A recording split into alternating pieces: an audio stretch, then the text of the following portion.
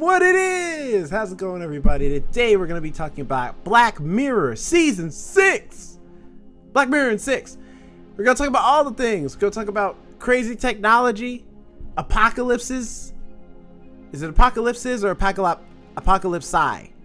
You know what? Don't even matter. We're going to talk about that too. We're going to talk about just robots in space.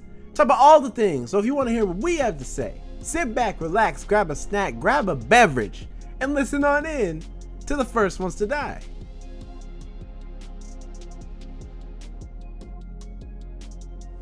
Hey everyone, welcome to the First Ones to Die podcast. My name is Jonathan. We're back with another week, another episode. I know y'all missed us last week, but we're back and we're better than ever. I'm here with Jerome and Alex. How are you guys doing? Jerome, how you doing? Doing good. Right now I'm putting in work stuff. Clocking in and clocking out. I forgot to clock in today, so I'm doing that. But otherwise, doing good. I had a good 4th of July weekend, hung out with my girlfriend and her mom, so that was nice. Trying to think of what else I did this week. Oh, finished The Idol. Mini review for that coming. I feel like it'll just be worth doing. In the end, mostly just because I have some things to say, but overall, I haven't got past episode 3 yet. Overall, mini review, like in here without spoiling anything, it wasn't worth it, and and I think Sam Levinson is gonna be another Zack Snyder situation for me, where I remember when Zack Snyder first came on the scene. He had Dawn of the Dead, 300. I was like, this man can do no wrong. And then Sucker Punch came out, and I was like, well, that was just a fluke. That don't really count. And then Watchmen came out, and I was like, I mean, it's alright, but it's not as good as the other ones. And then it just kept trickling down. And it's the same thing. You don't think Sam Levin is popular? Popular. He's only popular because of Euphoria. He better thank God Euphoria is still like popular, and memeable, and the internet loves it, because I'm gonna be honest, it's like he's now 3 for 3 with me. All right, Euphoria season 2, it was alright, but it didn't deliver like I wanted it to. Malcolm and Marie, same thing. Now this, same thing. I'm like, there's some good stuff in there. There's some good concepts for sure, but the show wastes a lot of time to have all these like risque, super sexual things. And that's time we could have used on character development, especially because I'm pretty sure they're an episode down. Because I'm pretty sure it's supposed to be 6 episodes, not 5. It was supposed to be 6, but they just truncated it into 5 episodes versus 6. Is what I heard. Regardless, it like, honestly, with the amount of time they wasted, they maybe needed a 6th episode to make all this work, because in the 5 episodes they had, it damn sure don't. Granted, it's not the actor's fault. I feel like a lot of the performances are pretty decent. It's just their characters don't get time for you to get fleshed out, so that a lot of these reveals that happen at the end and the big twist of the whole show that happens at the end works. But it don't, because you wasted so much time. So I just like it this is going to be, and I think I heard now that apparently it's now been turned into a limited series, although some reports have said that wasn't the intention. It's just because the show's been doing poorly, they've turned it into that. Either way, I don't really care. Like, what I mean? I gave the show a shot. I gave it a chance. I really wish we could have seen the version of, I forget the original woman's name who was the original showrunner, but I really wish we could have seen her version of this show. I really wish we could have just got another season of Euphoria instead of having to sidetrack on this. That's fair too. That would have been great. That would have been better. You gave us something else instead of what we wanted. But you know what though? I don't know, because I feel like after watching this, I am worried for Euphoria season 3. I really am. Like, because this show has confirmed what a lot of people have suspected, which is that Sam Levinson can't write characters very well if it isn't stuff he's lived. Because the only reason Rue in Euphoria is so interesting is because he was a drug addict. A lot of the stuff he writes for her is stuff that actually happened to him, or stuff he actually did. And so that's why it feels so real, because that's always Sam Levinson's the compliments he always gets is, man, this like when Sam Levinson, it's so real. What he wrote is so real. That's so impactful. It's like, yeah, because he writes from real life. But when he has to make up stuff, it's 50-50 if it's gonna come out good.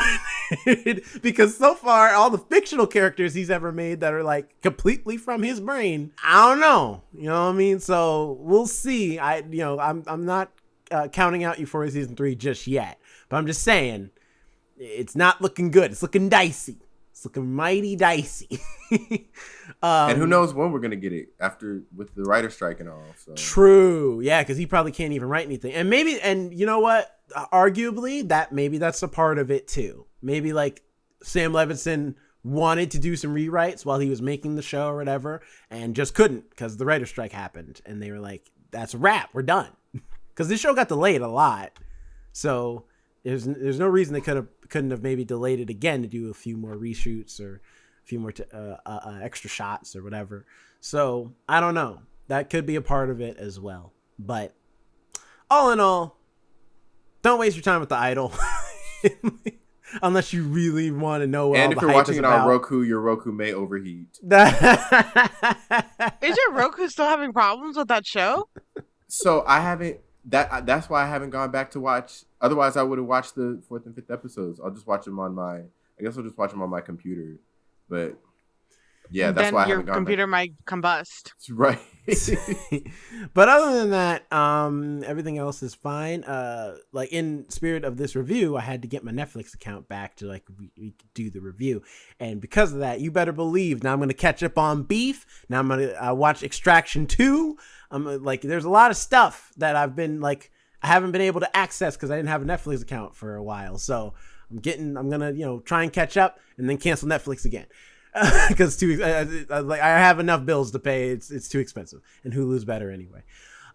Speaking of Hulu, though, been watching The Bear. I've even got my girlfriend into it. It's still great. In fact, if you want to watch something, don't watch The Idol. Take that money and your time and spend it on a great show like The Bear. Watch it. It's great. Spend it on the show. That's right. So yeah, that's been my week. Nothing else to report. Other than like our time together Sunday, but I guess like if somebody else wants to talk about that, I'll save it for you, like Alex or Jonathan, whichever one of you. Alex, how was your week? I guess I'll talk about our time on Sunday. Well, you came Jerome, into town, Jerome Jonathan. Set it up for you like that. Yeah, Jonathan came into town this weekend. It was really great. We saw Indiana Jones in 4DX. I think we all just wanted to experience the 4DX theater together. I wasn't prepared. I kept telling my mom, I was like, oh yeah, Indiana Jones, it won't be so bad to see that in 4DX. We saw those videos from Fast and the Furious where those people were getting like whipped around really harshly. People were Popcorn nearly falling off flying, their everything. chairs. Yeah, and I was like, it won't be that bad. It'll be fine. He's like an 80-year-old man. What are they going to do to him? I was wrong, or at least for a couple scenes. Like, there was a scene where Indiana Jones is in a car and he's going down these stairs, and then you're just going... That was hilarious. That was great. Hilarious. I saw the woman next to you and your girlfriend, Jerome, just double over laughing after it ended. She looked like she was about to fall out of her seat laughing. Yeah, she had a great time. She was having the best time because literally ladies and gentlemen, just so you know, when you go see a 4DX movie, they don't just just start the movie. No, they want to make sure you know what you're paying for. So there's a whole opening. You get shook up like a soda. And then there are trailers in 4DX. You had the Gran Turismo trailer in 4DX. And the Meg 2, yeah. I'm super excited for that. It comes out in August. I'm ready for it. I'm going to it. Yeah, they'll shake you up a bit. I kept sliding out of my seat a little bit. Just because well, your girlfriend probably had this problem too, because we're not very tall. So we slide a little bit because our feet, you have to stretch for our feet to touch things. No, she didn't have that problem because she really? death gripped the seat every time it started moving.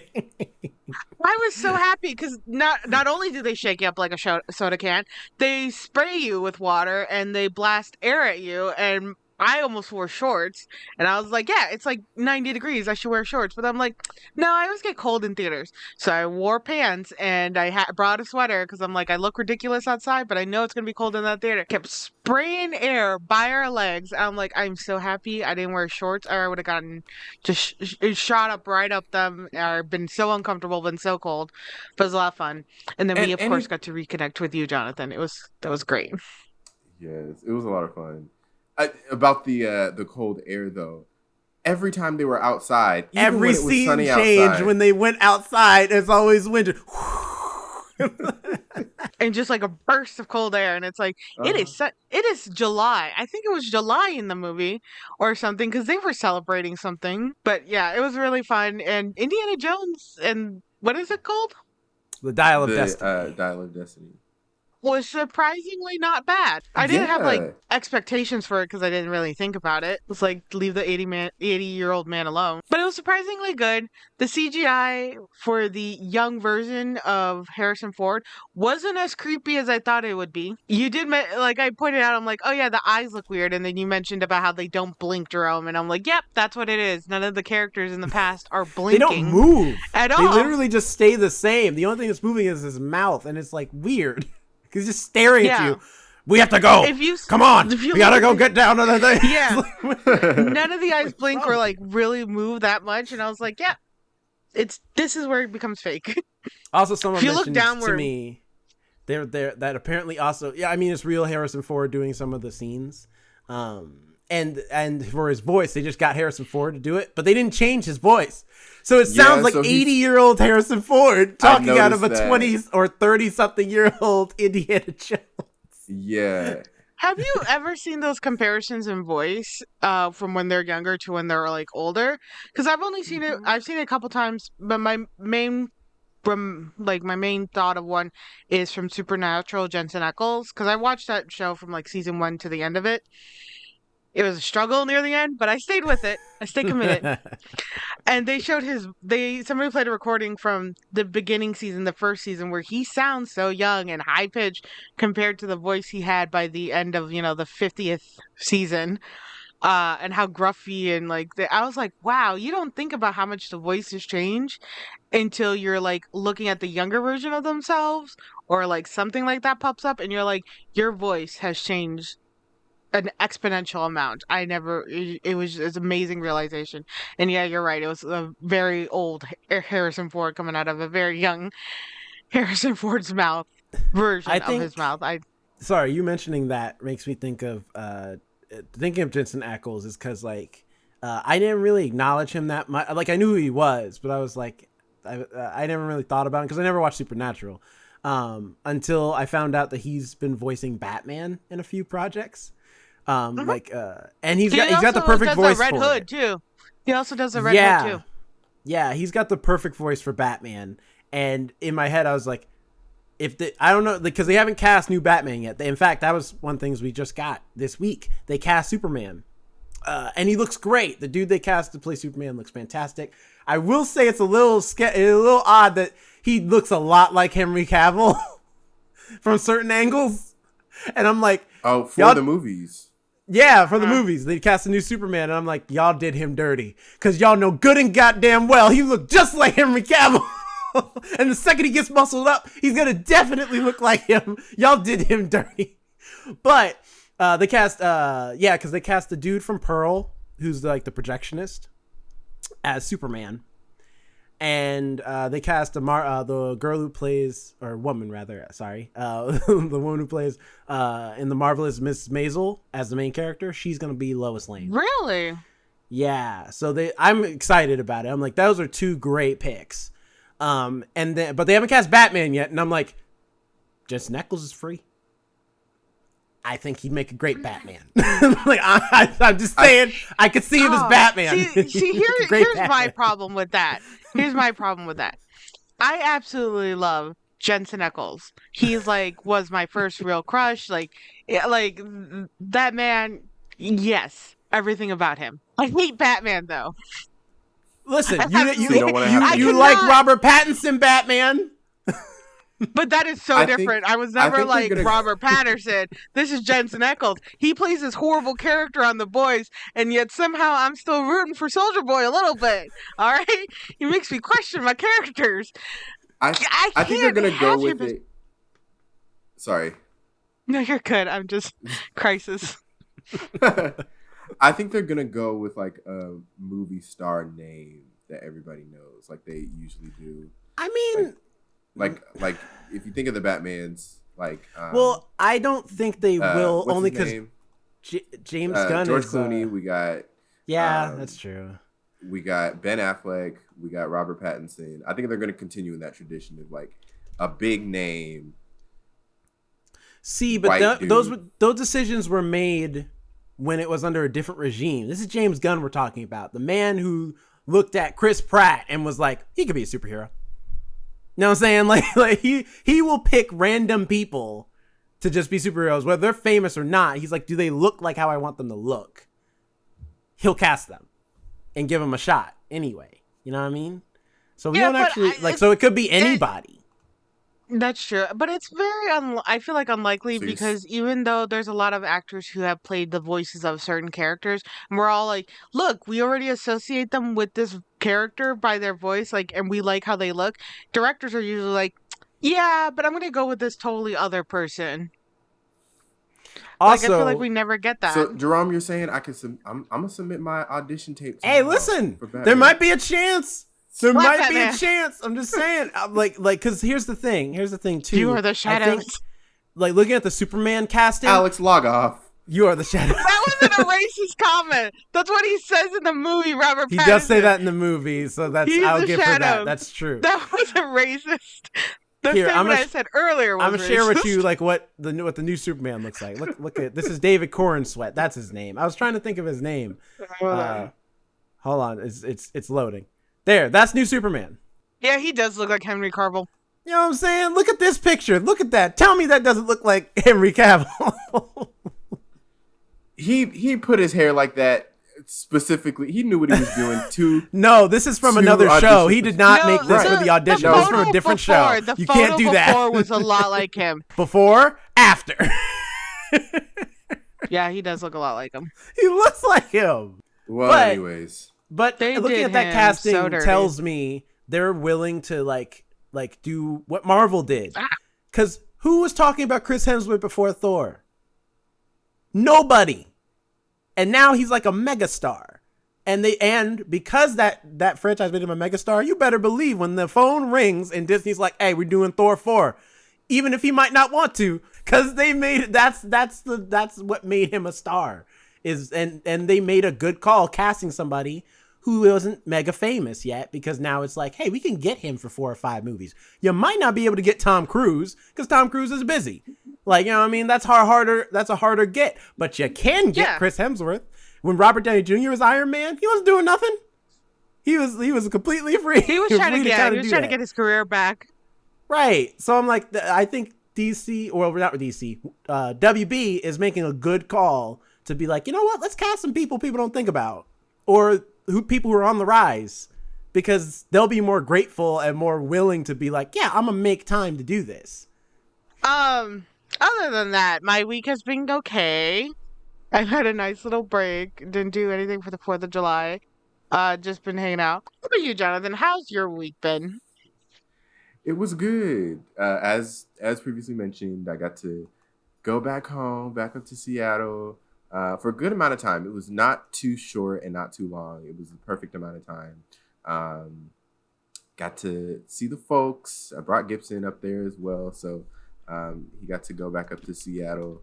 That first night, he had an extreme case of the zoomies. Right when it was time to go to bed, he was like running in the air. Like, he was running in circles in the air for a good solid, like, he's like, we're in a new place. Why are you going to sleep? Let's do stuff. We got to do stuff. We're out on vacation.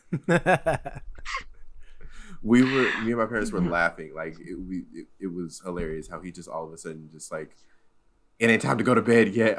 Like, and he was running around. It's like, we can watch a movie. We can do stuff. Right.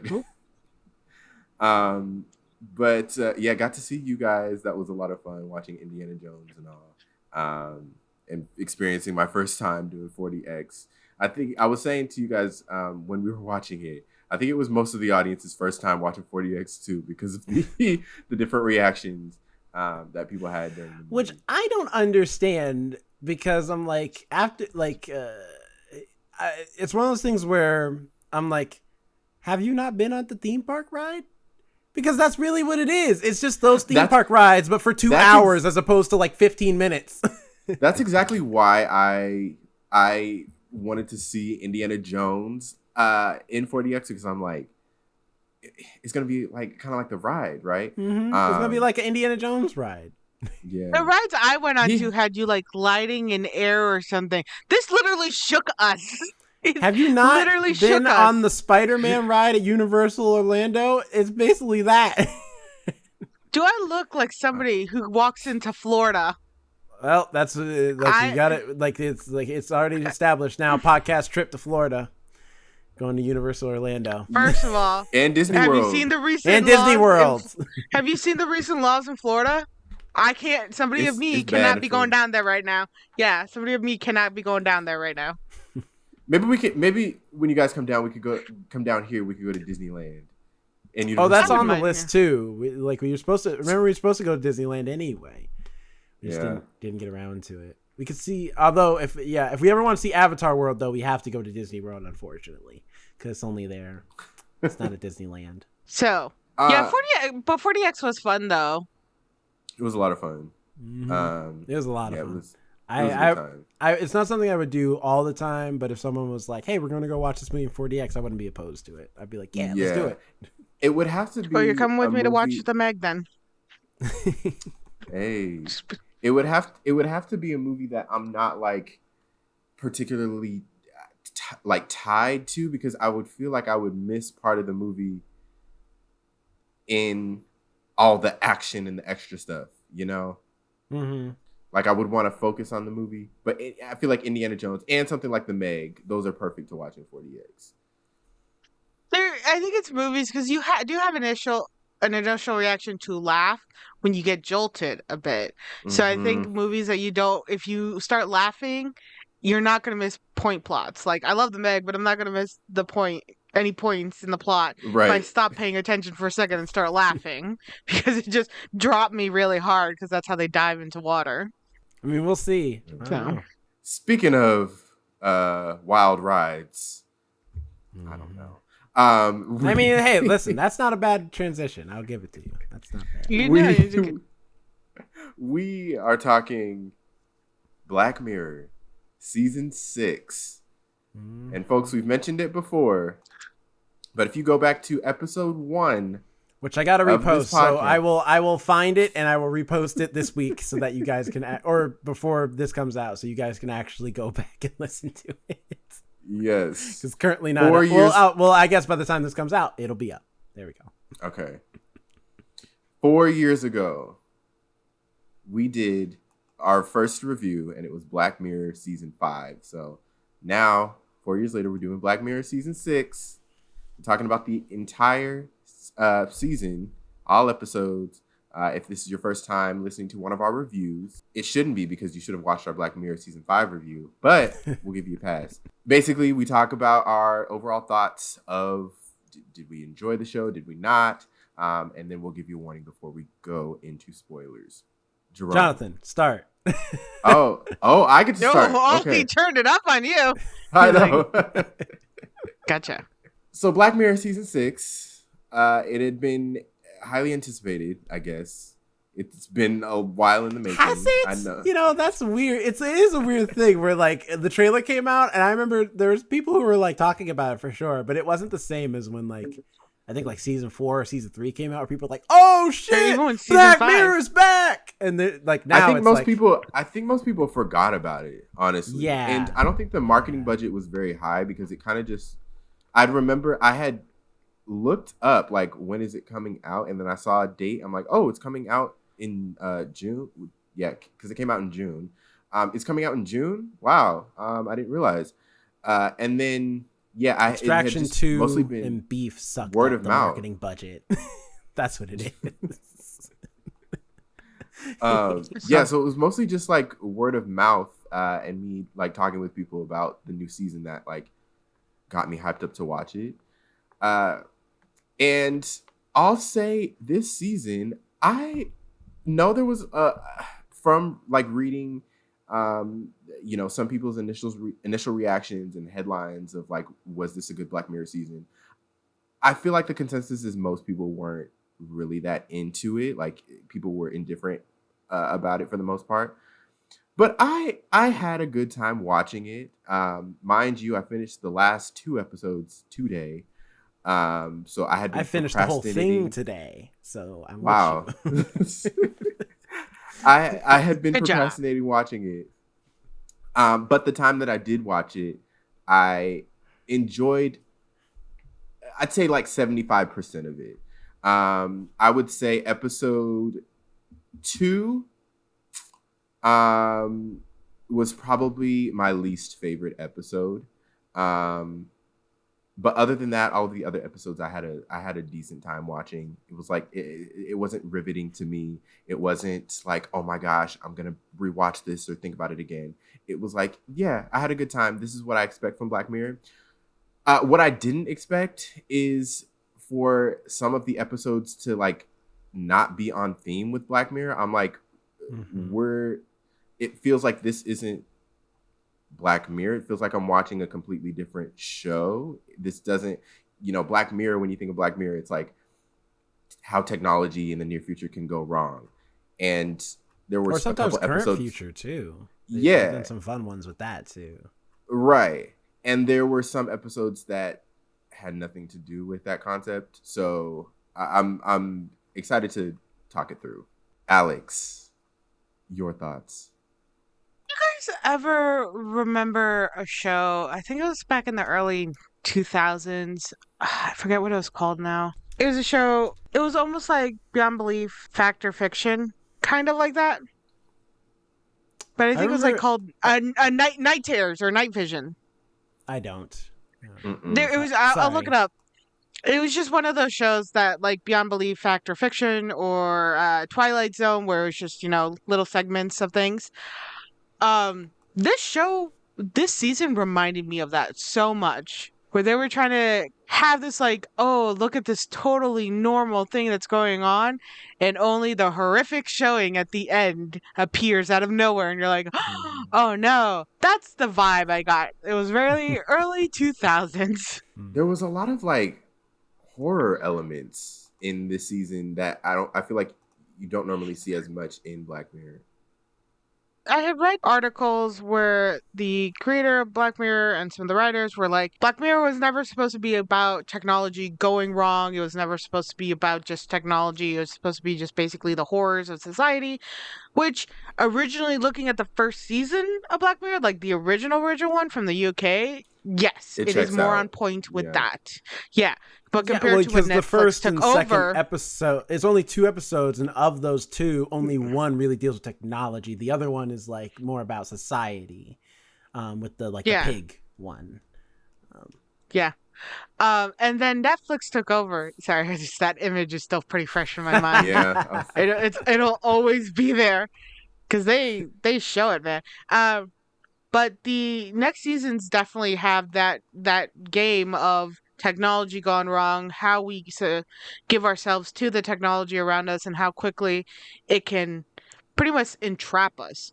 So you can't go on and say like, oh, it's not about technology when you have used that for your previous 5 seasons, and then suddenly be like, it's not about that at all. Then why did you only stick to that theme? That being said, I only did watch 3 of the 5 episodes. I watched the first one. There was 6. Is there 5? There's 5. There's 5. I don't know why I thought. You know why I thought 6? Because the last season was 6. That's why. That's where the came from in my head. The last season was 3. The season before that was 6. That's right. Thank you. There's only 3. Wait, what? The last one was 3. The one we reviewed. Yeah, the one we reviewed, it was only 3 episodes. There's only 3 episodes? No. Really? But they were like an hour long. That's why each of them. Yeah, they were like movie length. Yeah. Really? The Striking Vipers, the Miley Cyrus one, and that other one. Which I didn't know I was looking at a still of Smithereens. You know who I didn't realize was in there? Damson Idris. Blew my mind. I was like, I have seen that actress before. Or actor before. My brain's all over the place right now. But I have seen that actor before. Yeah, there was only 3. Because I know Damson Idris now because I've seen Swarm and Snowfall. But I'm like, man, he was dope in Smithereens though. And that Black Mirror episode he's in, which is again, it's the same thing again with like Daniel Kaluuya, same thing. Where I remember I forget what I'd seen him in first, but someone was like, yo, you seen his Black Mirror episode? And I was like, he's in Black Mirror? And then it's like, he's in the second episode in the first season. And he was great. He's fantastic. So I'm like, look at you, Black Mirror, still out here like picking up on the UK actors before they become famous. Good job. Right, Letitia Wright. Yeah. Mm-hmm. Yeah. Mm-hmm. I didn't watch the second episode. Sorry, go ahead. No, you're fine. I didn't watch the second episode because the intro took too fucking long. I stayed with it and it wasn't getting anywhere. And I think I got up to where they go to the pub and I was like, I'm out. So you got I'm up out. to just before the episode actually started. Well, then it took too long. Yeah. I watched the whole first half and I was like, this is nothing. So I'm like, I'm out. Which after watching, and I did watch the second and the third and fourth one, which after watching those, I finally understood the theme of like that early 2000s where it was supposed to be seemingly normal all the way up until like maybe 75% of the way through, and then you got that twist and that scary moment the last 15 minutes of the movie or show. So did you not watch the episode 5 too? Or that's the other one? No, I didn't watch episode 5. I didn't have time. I literally finished episode 4 while logging on to it with you guys. So technically I was getting it a bit close. But that should say something. All three of us were like, we'll get around to it. Like we were in no rush to watch this season. No rush at all. And I feel like I should have been, I should have been excited. Exactly. Because judging by the previous season's works, like, they're fun episodes. They're great to watch, but I just wasn't, we all weren't excited to watch it. There was no energy for it. And it was like, oh, okay. I've liked Black Mirror as it is. But after reading also those articles about like, it's not about the technology.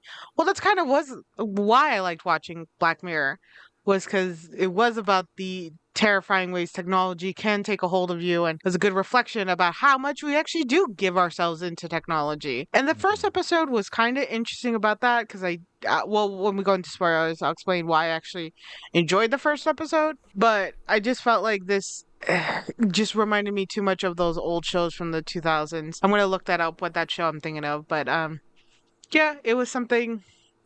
I don't think I'm going to revisit Black Mirror.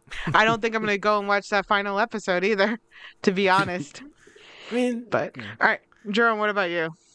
I definitely agree with both of you. I the whole time watching the show, and even when I finished it, I was like, this feels like Black Mirror is having a case of identity crisis, because clearly they definitely didn't want to go the technology route this time around. A lot of it is more of this show is more like horror and drama than it is like about tech anymore.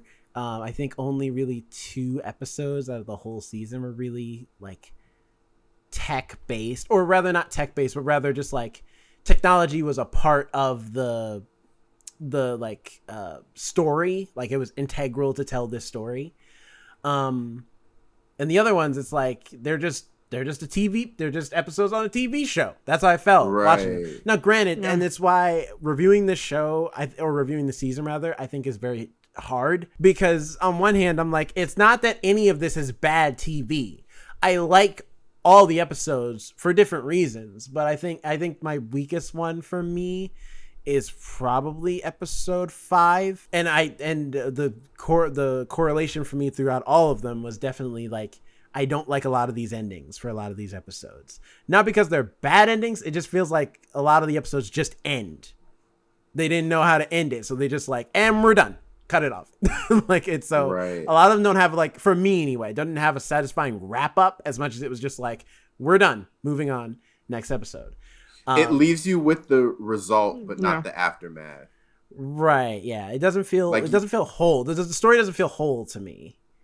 Right. Like, that being said, like, because the performances in all of these episodes are great. I think everybody does a great job. Again, I think the weakest one in performance wise is also episode 5 for me. But only barely. Night Visions. Do you guys remember that show from 2002? Night Visions. It was back on the UW. It was a horror anthology series. 2 episodes, shows the simple and dark side of human nature. No. That All sounds like Well, it was a spooky. this season. Absolutely had that vibe. That's the show I kept thinking. In Night Visions. Absolutely. Sorry. Go ahead. But I will say, I remember when season 5 of Black Mirror came out, and I don't remember what I said during the review. I'd have to re-listen to it. But I'm like, I know afterwards, after time passed, I was like, I'm kind of done with Black Mirror because it feels like there's nowhere else for them to go. They really have as time has gone on, I think season 4 was the last really good season. Season 4 is probably my favorite season. Yeah, and especially between 3 and 4, I think those are probably my favorites. Well, especially how Black Museum ends, where it kind of wraps up the whole show. Like all of the episodes you've seen up until that point tie in within the museum, where you're like, oh yeah, I remember that from that episode, and there's that from that episode. Like it felt like it was the end of the show. And then they were like, season 5. And I was like, there's more. And none of the season 5 episodes really stood out to me the way that season 4 did, or the season 3 or 2 or 1 did. So I remember. I mean, that Miley Cyrus song was a bop, but that was about it. Was it though? Yeah. It got stuck in your head. I just remember. That's true.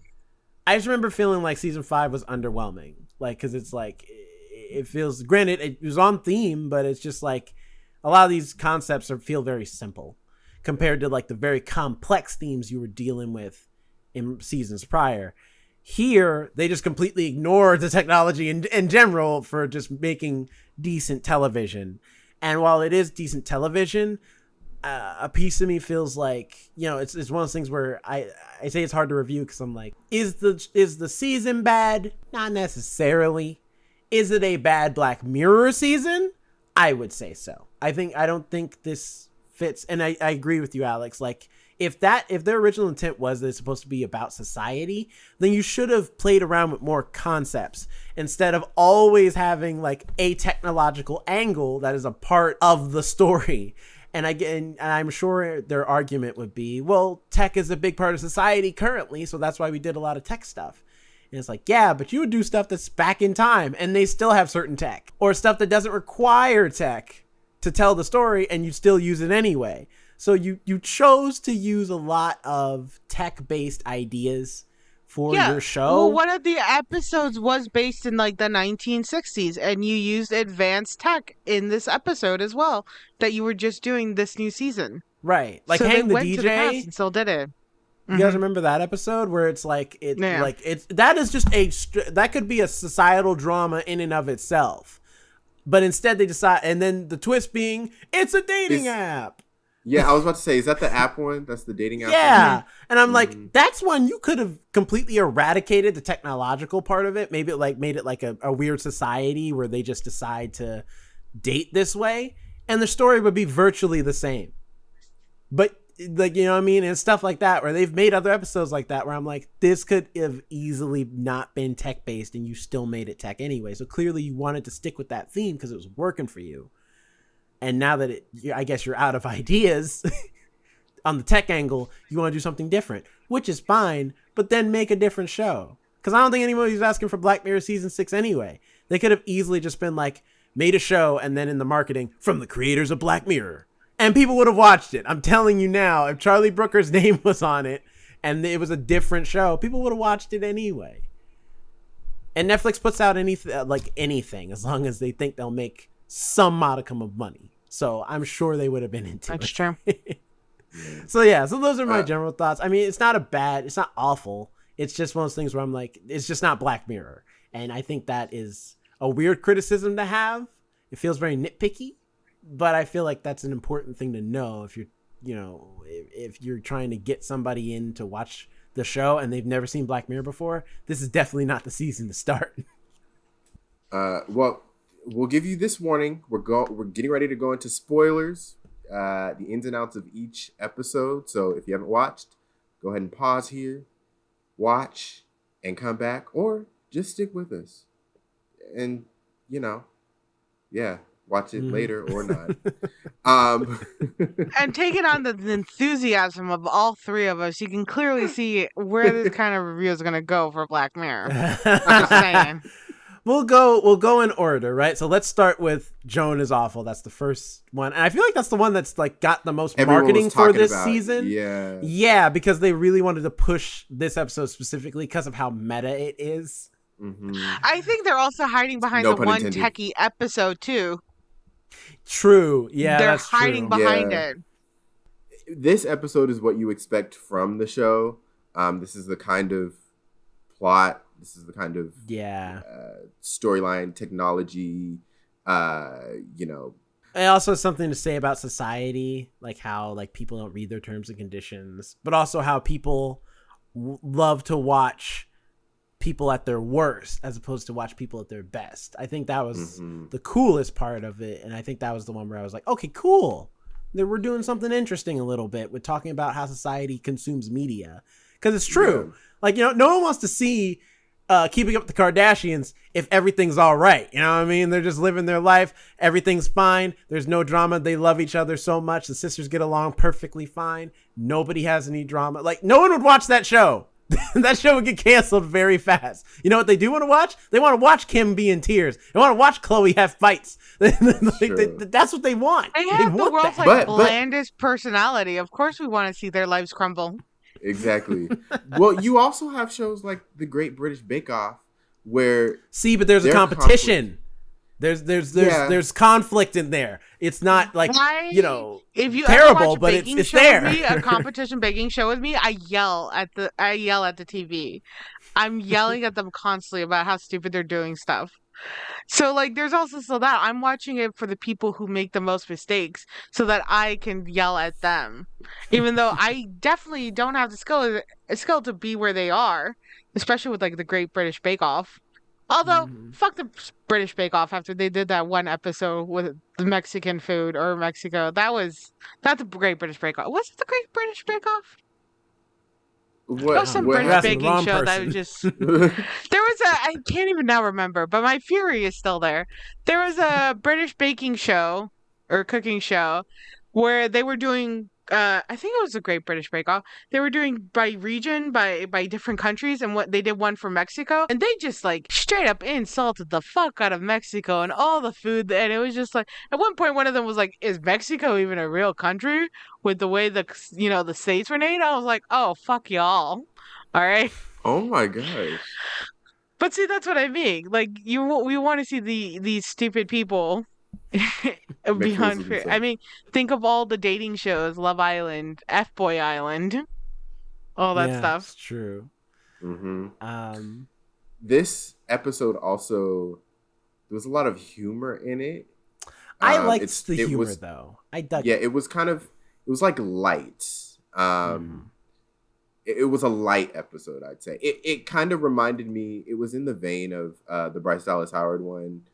I've got Nosedive vibes too. I definitely felt like it was like Nosedive. This episode was very much like Nosedive. Yeah. Funny enough, although I love that the actor, like, because I like as I was watching the episode, like all the cameos were throwing me off, and then I don't think it works entirely, but I like the attempt. That when they reach the very end and he's like, no, we're also a simulation. We're like Selma Hayek's thing is like, she's a simulation on our simulation that is simulating real life. We're not even the real person. I'm like, that's cool, because I've been recognizing a lot of actors and actresses and y'all in what's supposed to be the real world too. Like when Io Edebiri, I'm sorry if I pronounced her name wrong. Streamberry. No, Io Edebiri, that's her name. The girl who she fires in the beginning. Oh, I thought you were... I've been seeing her. She's in The Bear. Yeah, she's in The Bear. She's got a new movie with Rachel Sennott coming out this year too. She's everywhere. Oh, she's the girl from Bodies, Bodies, Bodies? Yes, also from The Idol, yes. Oh, she was from Bodies, Bodies, Bodies. The girl who's like I have a podcast, like that girl. They're doing a movie together, and it looks great. They look like they're friends. They look like they have a great time together. But when she was in the beginning of this movie, I'm like, oh man, she's in this too. This is so cool. Like, there's all these different actors and actresses, and then then they get into the show, and it's like Ben Barnes and Selma Hayek, Kate Blanchett. Wait, Ben Barnes? He plays. Ben Barnes? He's TV version of Mac. Like the first round? No. Wait. Here, hold on. I got you. Are you pulling it up? Do I gotta accept things? I already have it. I already have it pulled up. I have the whole cast list of like it says meet the A-list cast of Black Mirror. Him there, Ben Barnes. Oh my god! Oh, He must have been in it for like 0.2 seconds. He was not in for He very was with long. He was with the Salma Hayek version of Joan. Yeah. Okay, I thought like he was with what is her name? Annie Murphy. Annie Murphy. Annie Murphy. I thought you meant like the Annie Murphy version. Oh, okay. I was like, whoa, Ben Barnes. Yeah. Although I did recognize Rob Delaney too as regular Mac. I was like, oh man, Rob Delaney's in this.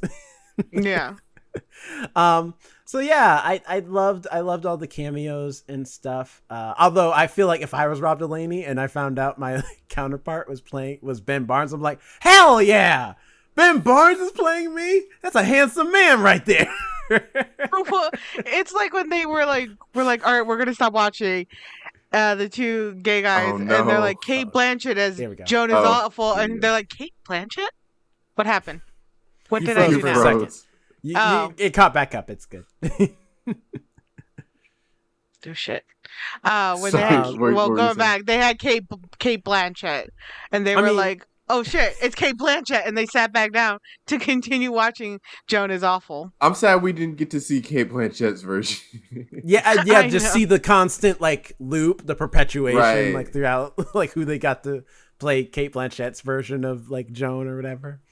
Mm-hmm. I do like the humor a lot. I liked the meta-ness of the episode. I like what it had to say about society and also about like how also we're not very attentive, because it's like who reads the terms and conditions. It's like, it's true. And I do always think about that. I'm like, there's going to come a day when some streaming site or some like app or social media app or something is going to slip something really crazy in those terms and conditions. Thousands of people are going to sign it, and then like something bad's going to happen, and they're going to be like, well, you agreed to these terms and conditions. I'm sorry. I don't know what you want from me. You should have read it. Then it's going to happen on TikTok. Like with the new app Threads. Like with the new app Threads, which the first ones to die are currently now on. I saw that. I'm just saying, it's like, I'm willing to bet like eventually in the future when like you have someone sleazy enough to do it, they'll do it, and nobody will notice until it's too late. With this episode, I was like, some way now. Right. I was like, is Netflix trying to call itself? This doesn't seem like That's something true. that the brand they should have picked a do. different streaming service, though, because clearly it's supposed to be Netflix. Right. Because isn't Streamberry mentioned in another episode too? I feel like it's yes, it's in the next episode. Yeah. In episode 2, I think it's in episode 2. It's in another episode where Streamberry is an app or something. Like, it is mentioned again. So I'm like, oh, they don't want to like advertise some other app. They're not going to be like, oh, look, there's like a Hulu or Aloha. Well, it's an effort to make Easter eggs, because did you guys look at some of the Streamberry like shows that they have? Some of them are references to older episodes. Oh, yeah. I think I saw some of those. Yeah, so I was like, okay, cool. There's some of the like I think one of them is the 15,000 Merits show is one of the shows that's on the like dashboard. So I'm like, oh, that's kind of cool. But I just like the only thing the only person who I think was weird, and maybe it's just because we've never seen her play such a caricature version of herself, was Selma Hayek when she's playing like as herself. I thought she was I really thought she was fun in this episode. She brought the like humor element with her being like, no, I don't, why are you no, I don't want to be involved in this. And kind of that twist of, oh, it's not actually Selma Hayek, it's like AI Selma Hayek. Yeah, that was interesting. Although this show is going to make a lot of people get scared about AI even more. People are already on the fence about it, like as far as like, you know, AI generated shows, and this is going to make people go like, yeah, that definitely shouldn't be something we have. It could get out of hand real fast. I mean, there's that movie coming up where they're like, we created AI and now it's taking over the world and going to cause humans to go extinct. So there's already a movie. That's called Terminator. And thousands of other movies before that. I know what you're talking about. There's a new one coming out with John David Washington. I'm just saying that movie exists already. Did they call Terminator an AI though? Yeah, Skynet's an AI. They just make robots later. It's literally been like a decade since I've watched Terminator. Gotta be over a decade. I don't even know when that movie came out anymore. Don't act like I should be knowing things off the top of my head. I don't remember things from yesterday. But I mean, you know, I thought this episode was okay though. I just don't like the ending because the twist of them being a simulation on like within a simulation. I was like, when were we like that? Just feels like that just came out of nowhere. Like, and I also heard somebody say, you know, if everybody has their own, Jonathan is awful, Alex is awful, Jerome is awful, then what is the motivation for Joan to destroy? Because it's a passing moment. Everyone's on Joan is awful right now, but once everybody else has their own is awful, then that moment has passed. So it's like, why is she trying so hard to destroy it? If I don't think they give a set timeline on when they're going to that moment. And also, I don't think they give a timeline when that's going to happen, right? Actually, when they were talking to that interview person, she said that one was going to drop next Thursday. So if anything, maybe let's say like a week to, you know, at most like a week. So she could have had like a week. But it says that you just lost your job, your fiance, and everything, and God knows what else they're going to show from your life. They're going to continue. You can't do anything because everything's also made to make you look worse too. That's true. Because it was a dramatization on everything. So it's like, I can't go and argue about something with anybody because it's going to make me look like the bad person. And I'm like, it was a simple argument. Well, really, you look like a dick. My screen keeps freezing, so... Oh, you're good for me at least. Yeah, for us, you seem solid. You look solid. Yeah. My screen keeps glitching, so I might disappear during the episode. Very Black Mirror. We're more Black Mirror on theme than this season was. Than this season. I see. I think I may have missed that because I know she said it was coming out. I missed when she said when. Although I love when the interview lady, she's like, "I even have one for you," and I love she looked like, "Hold up, bitch! Don't do this to me." Hold on now. Don't get your ass beat in your own office. You gonna have to delete that right now. Don't do this to me. But I really liked that twist. I thought that was great. That is like, no, we're not picking on this one woman. She's just like the test. Really, they're gonna do this for all of society. But I think I can see still the motivation to destroy it because she's like, I've experienced hell going through this show, and if the show still exists, I'm going to continue going through it, but I'm not going to wish this on anybody else. Nobody should have to go through this. I'm destroying it. On to episode 2. Yeah, I don't have any much more to say. I didn't watch it. For me, you didn't miss much. If I'm talking from my point of view, this really was the like I it's not the worst one for me because I like the storytelling in it. Although I will say the storytelling is very predictable. Like it is. It's basically a true crime documentary, fictionalized. Like a fictionalized true crime document. You're watching these people solve a true crime. Try to solve also, it's like that would have been a great one to use to talk about the crime documentary, how people have, especially in the last few years, because we were stuck inside, how people have become so obsessed with crime documentaries. This could have been like a good one to talk about. It's like somebody just going out and creating their own crime to make a podcast on it. That's a simple, easy writing plot right there. They did not do that. This one was just that, like, they find out about this, like, serial killer that existed in this small, sleepy Scottish town, and then which you did miss the best character, the dude who plays the friend in the pub. He was great. Every scene he was in, I was like, yes, please, more of this guy. I saw him. He was good. A little racist, but he was good. Little racist, but he was good. I mean, he's I hate to say it, but the Scottish tell it like it is. All right, they don't mince words about how they feel about certain are a little things. racist. Yeah.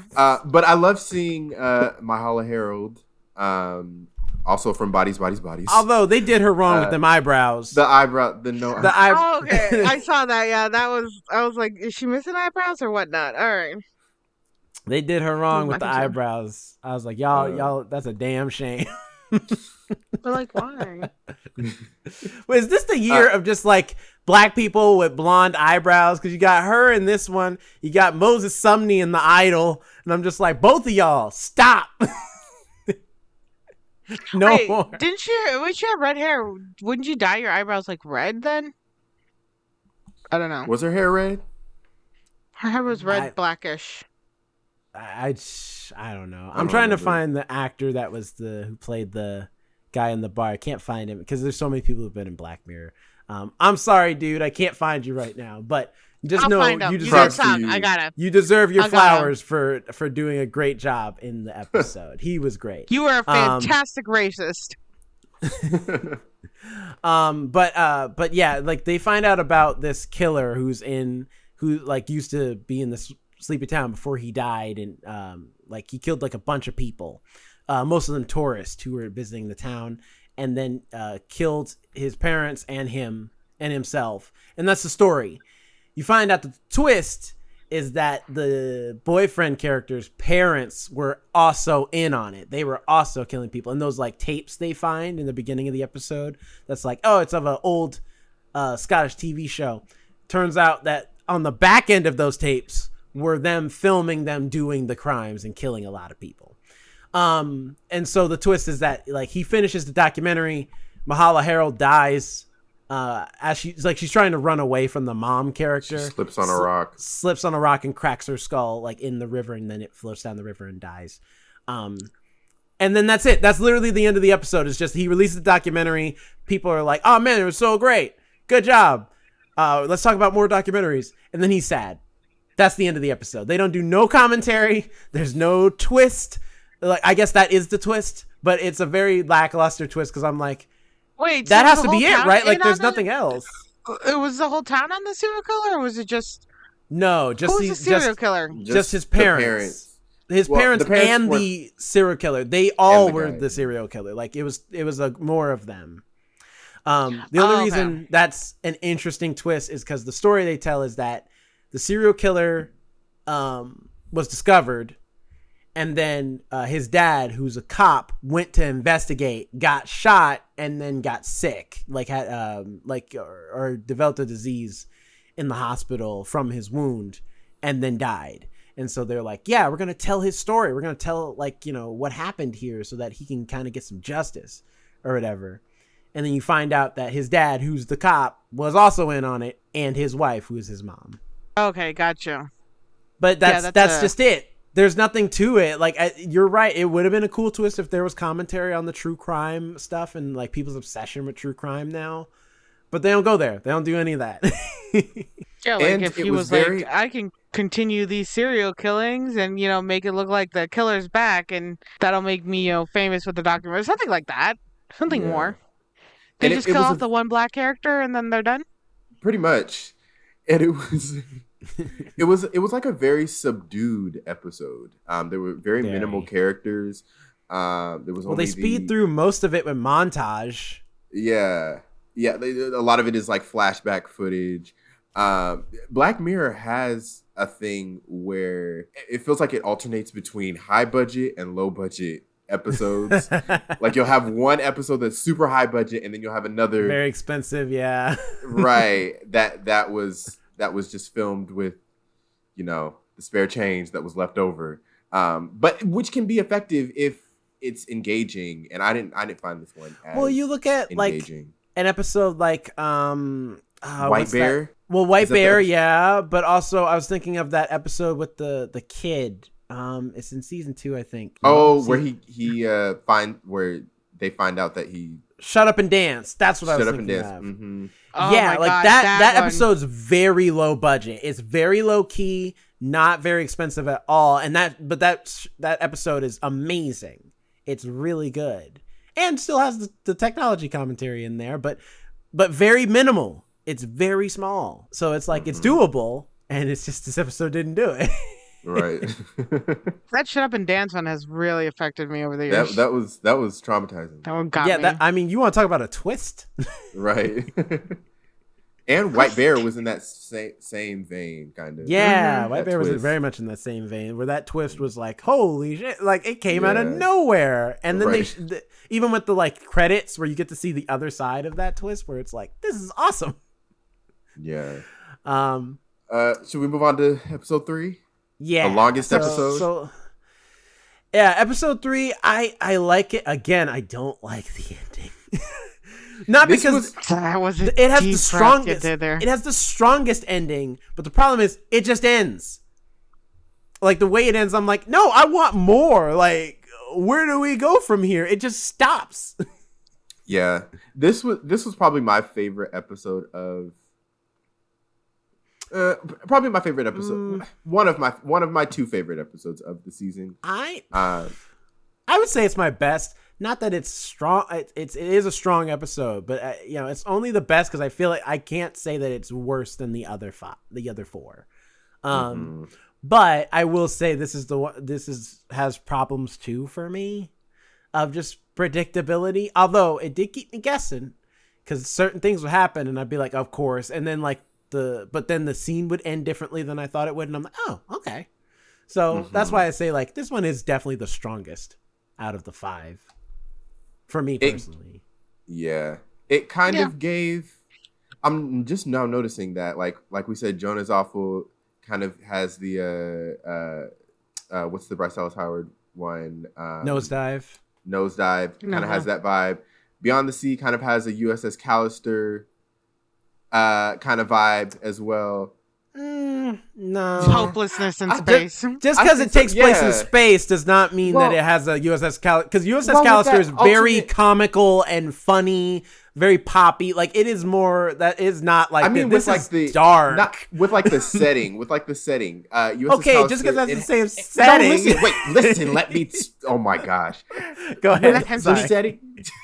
With the setting, and also with the fact that in USS Callister they used like a similar transporting consciousness into this other reality. They're doing that exact same thing in Beyond the Sea. So I had that same kind of vibe with this as well. It just reminded me. I didn't say they were the same exact episodes. They just if it has the same vibe, like, you know what I mean? I expect the episodes to feel the same. As when I hear that, that's what I'm thinking. Not that they have the same setting. You know what I mean? It's the same, like, you're using this fake suit to live another reality.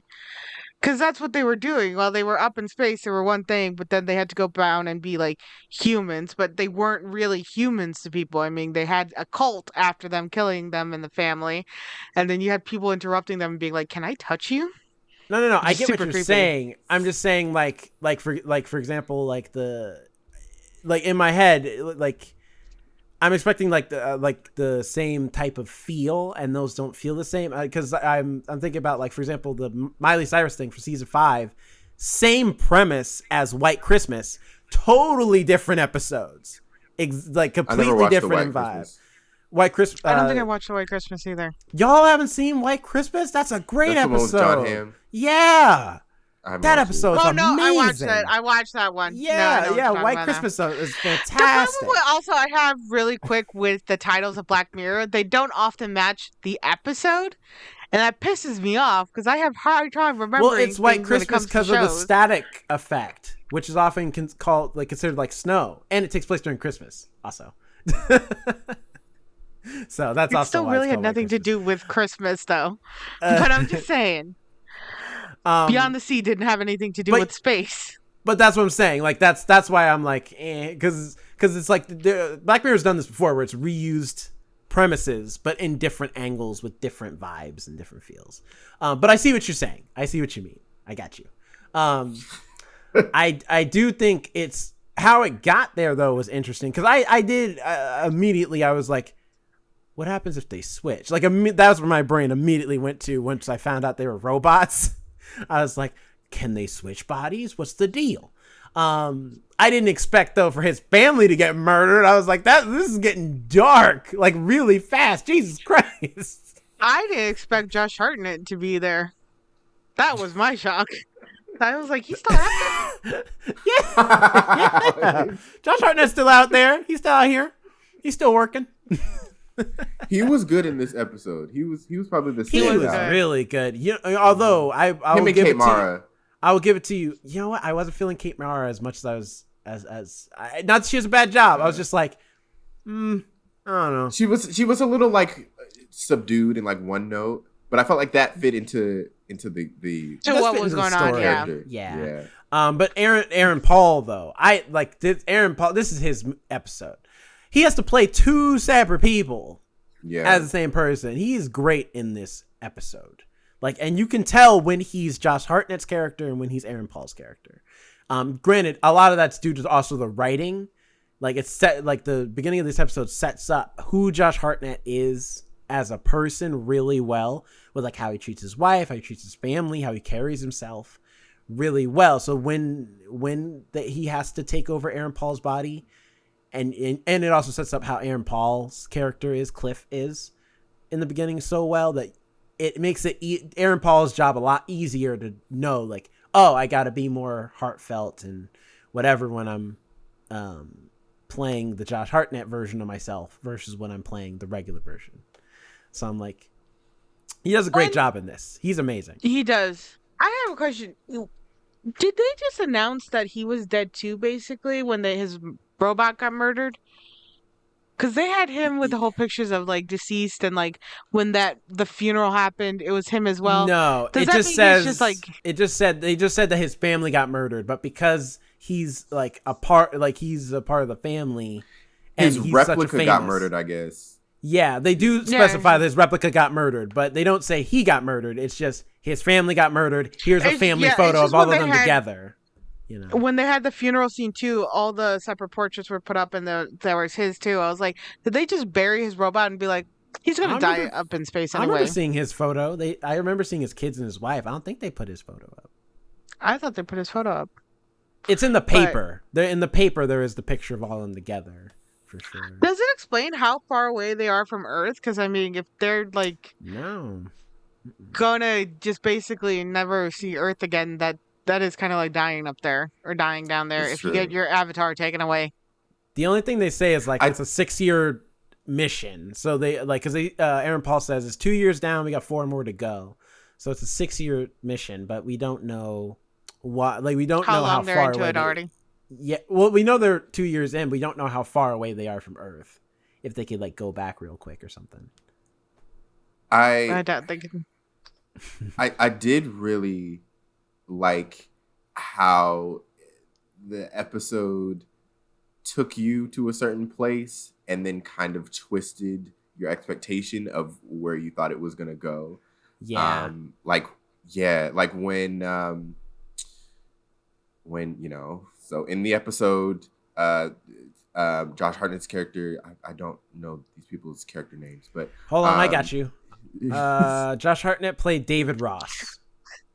David Ross. What? Oh, I thought you were laughing, Alex. You were just yawning. No, I was just yawning. Told you I haven't been feeling the best. I've been napping a lot lately. David Ross, and then his family gets murdered, and so his replica also gets murdered, I guess. So it's like months later or something, and then Aaron Paul, he also has his replica, who's perfectly fine, and his wife and his kid. And you know, he gives him the opportunity to be in his replica's body, just to, you know, because he's not doing well up in space after his family's been murdered. As you would probably expect.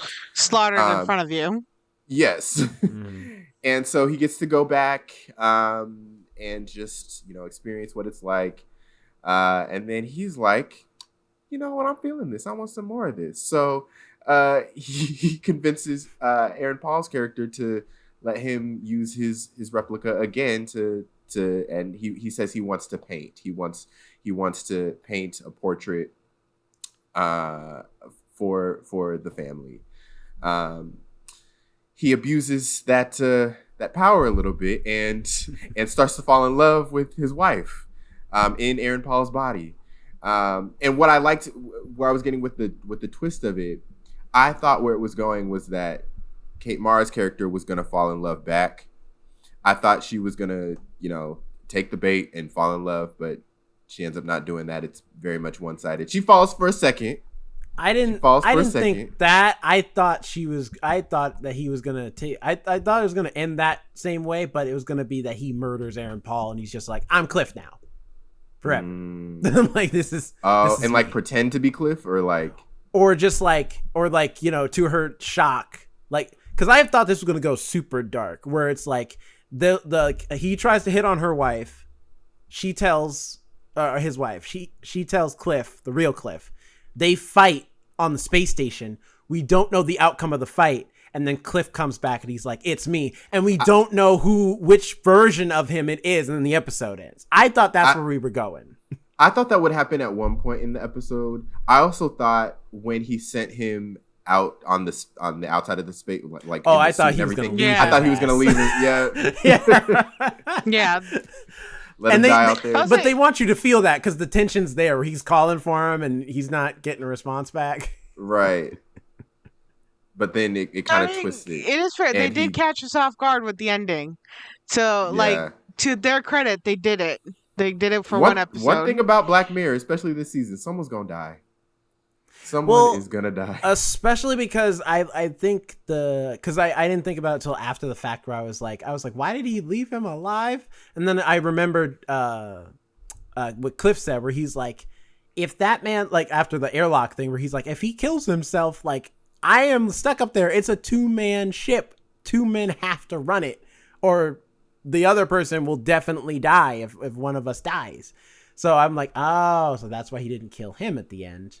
He's like, no, you got to stay here and you can't kill me because without me, you can't get back to Earth. So you're just going to have to share a whole ship with your family's murderer for the rest of your life, or at least for 4 more years of your life. Shouldn't they have at least a backup person? Because what if somebody had a heart attack or something?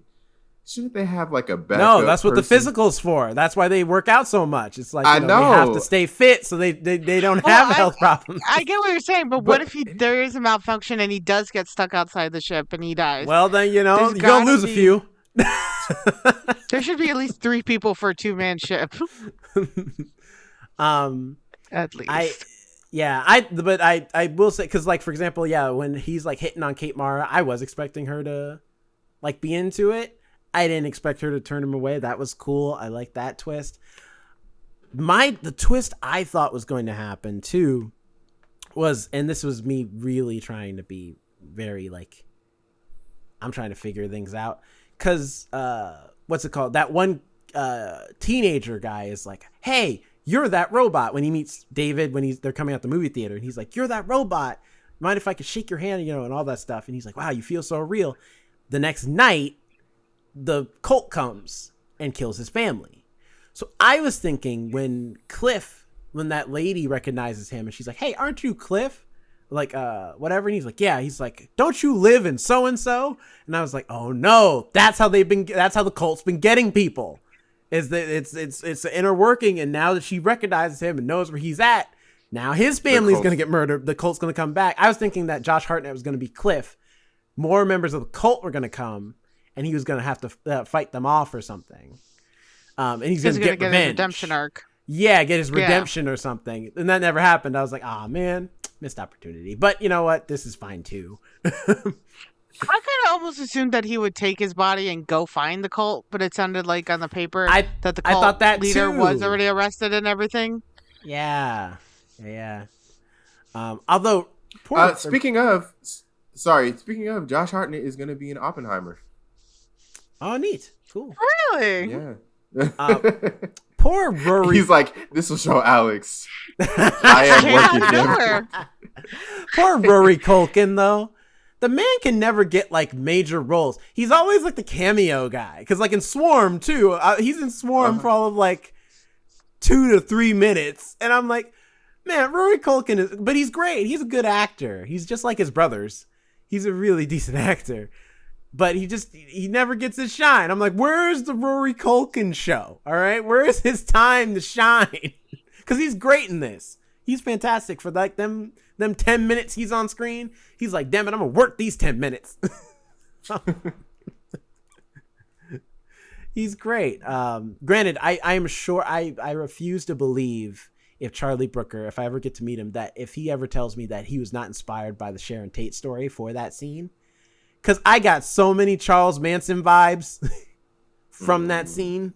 Oh yeah, I mean there was only that he had to have. Like it reminded me very much of like, this is like the Sharon Tate murders, but instead of it being Sharon Tate, it's this astronaut's family who's like famous because he's a robot man. But it was a decent episode though. I liked it. Yeah, I enjoyed it. It was between. I think it was.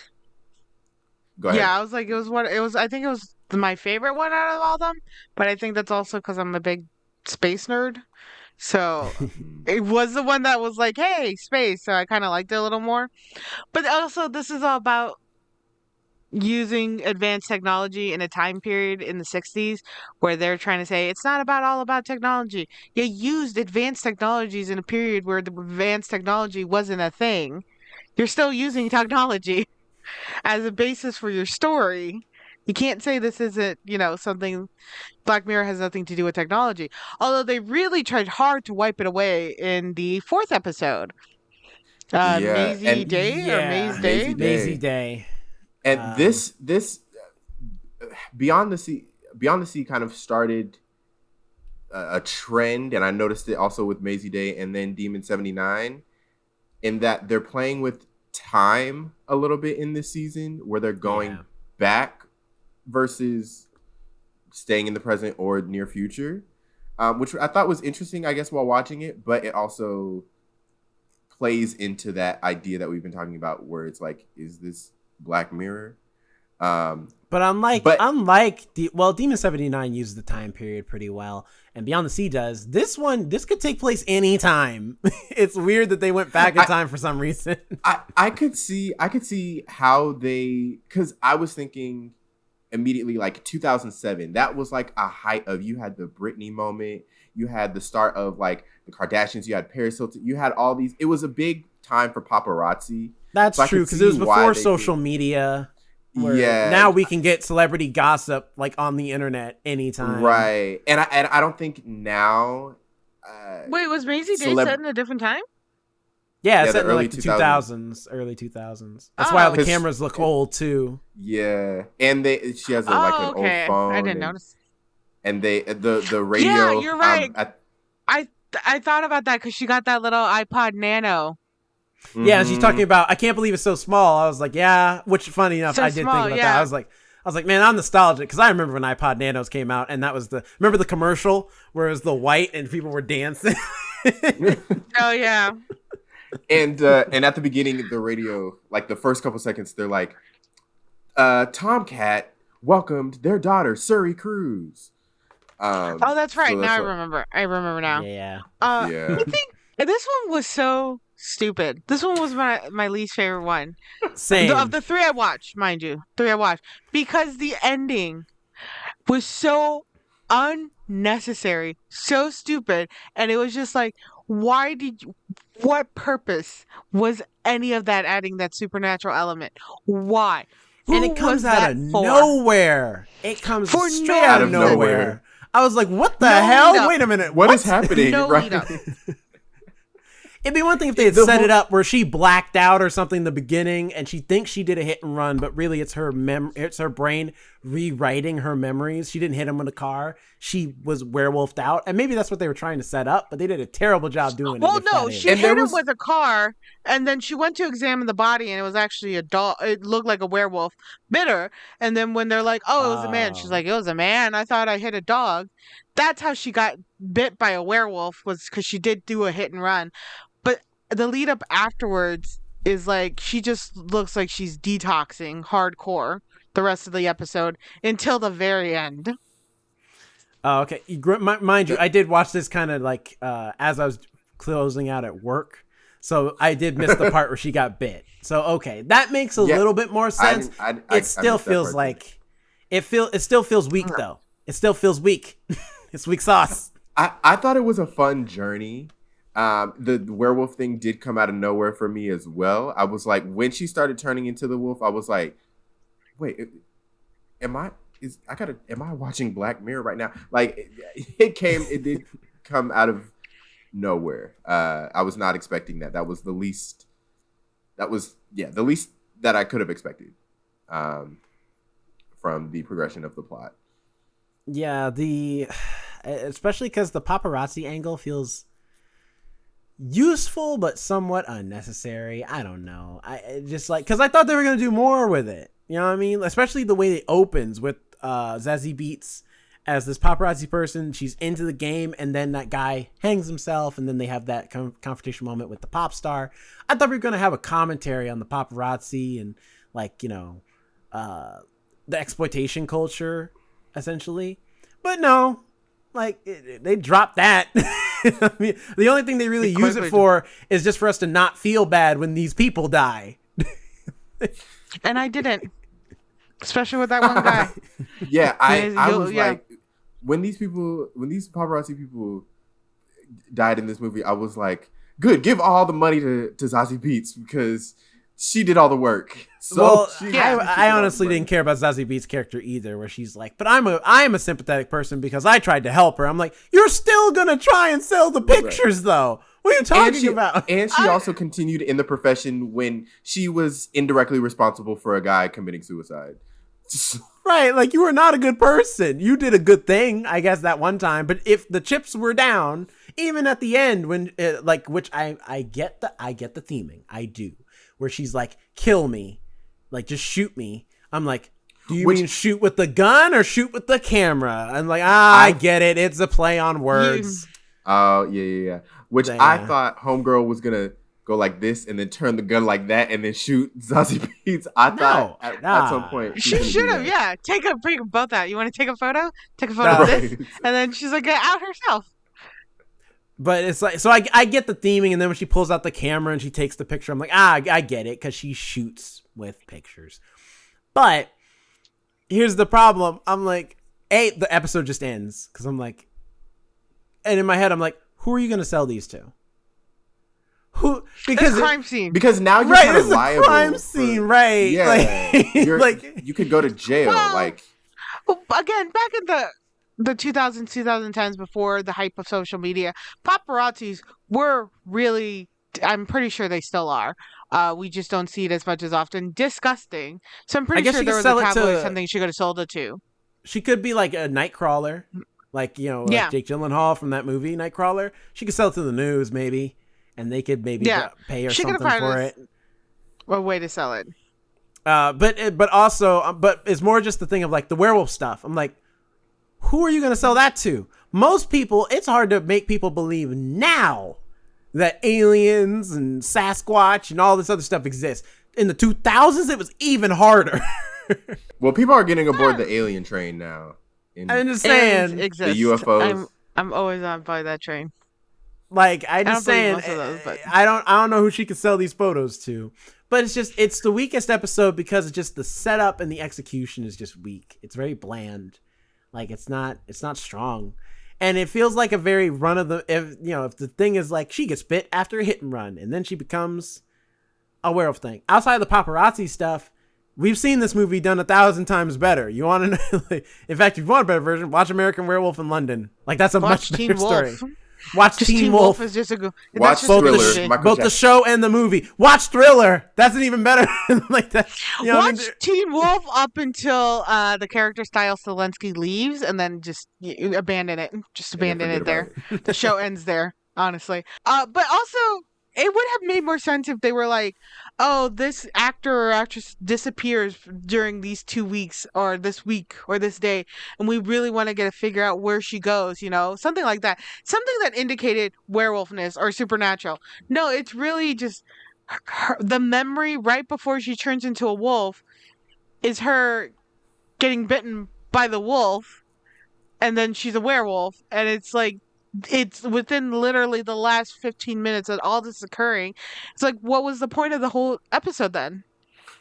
That paparazzi is trash and it's okay that she's going to eat them all. But one it's okay survives. that they die. Yeah, it's okay that they die. But, you know, at least this one, they didn't kill the only black female character. Yeah, that's true. Let's say... Bouncing act. Mm-hmm. Oh, go ahead, Jonathan.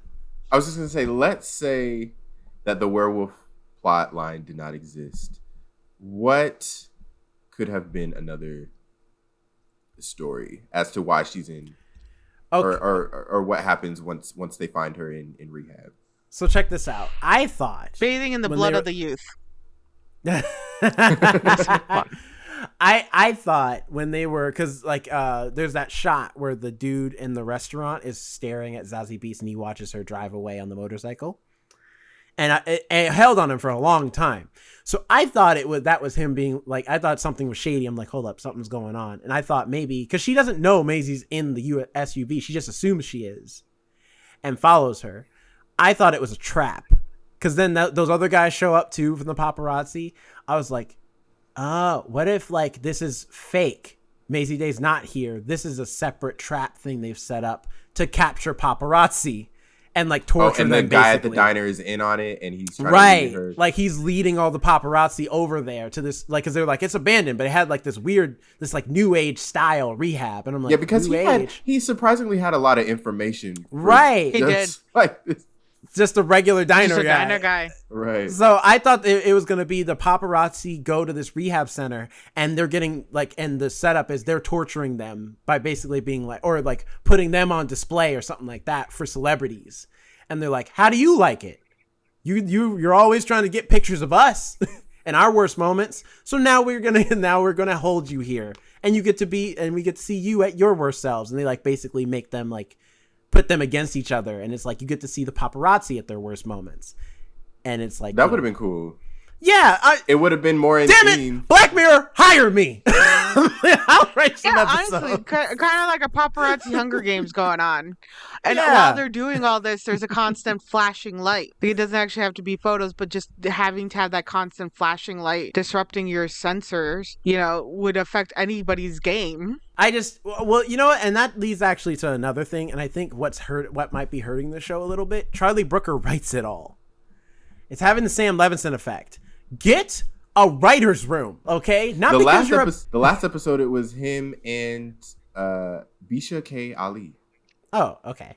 She's a great writer. That's the only exception. But seriously, like, get another writer.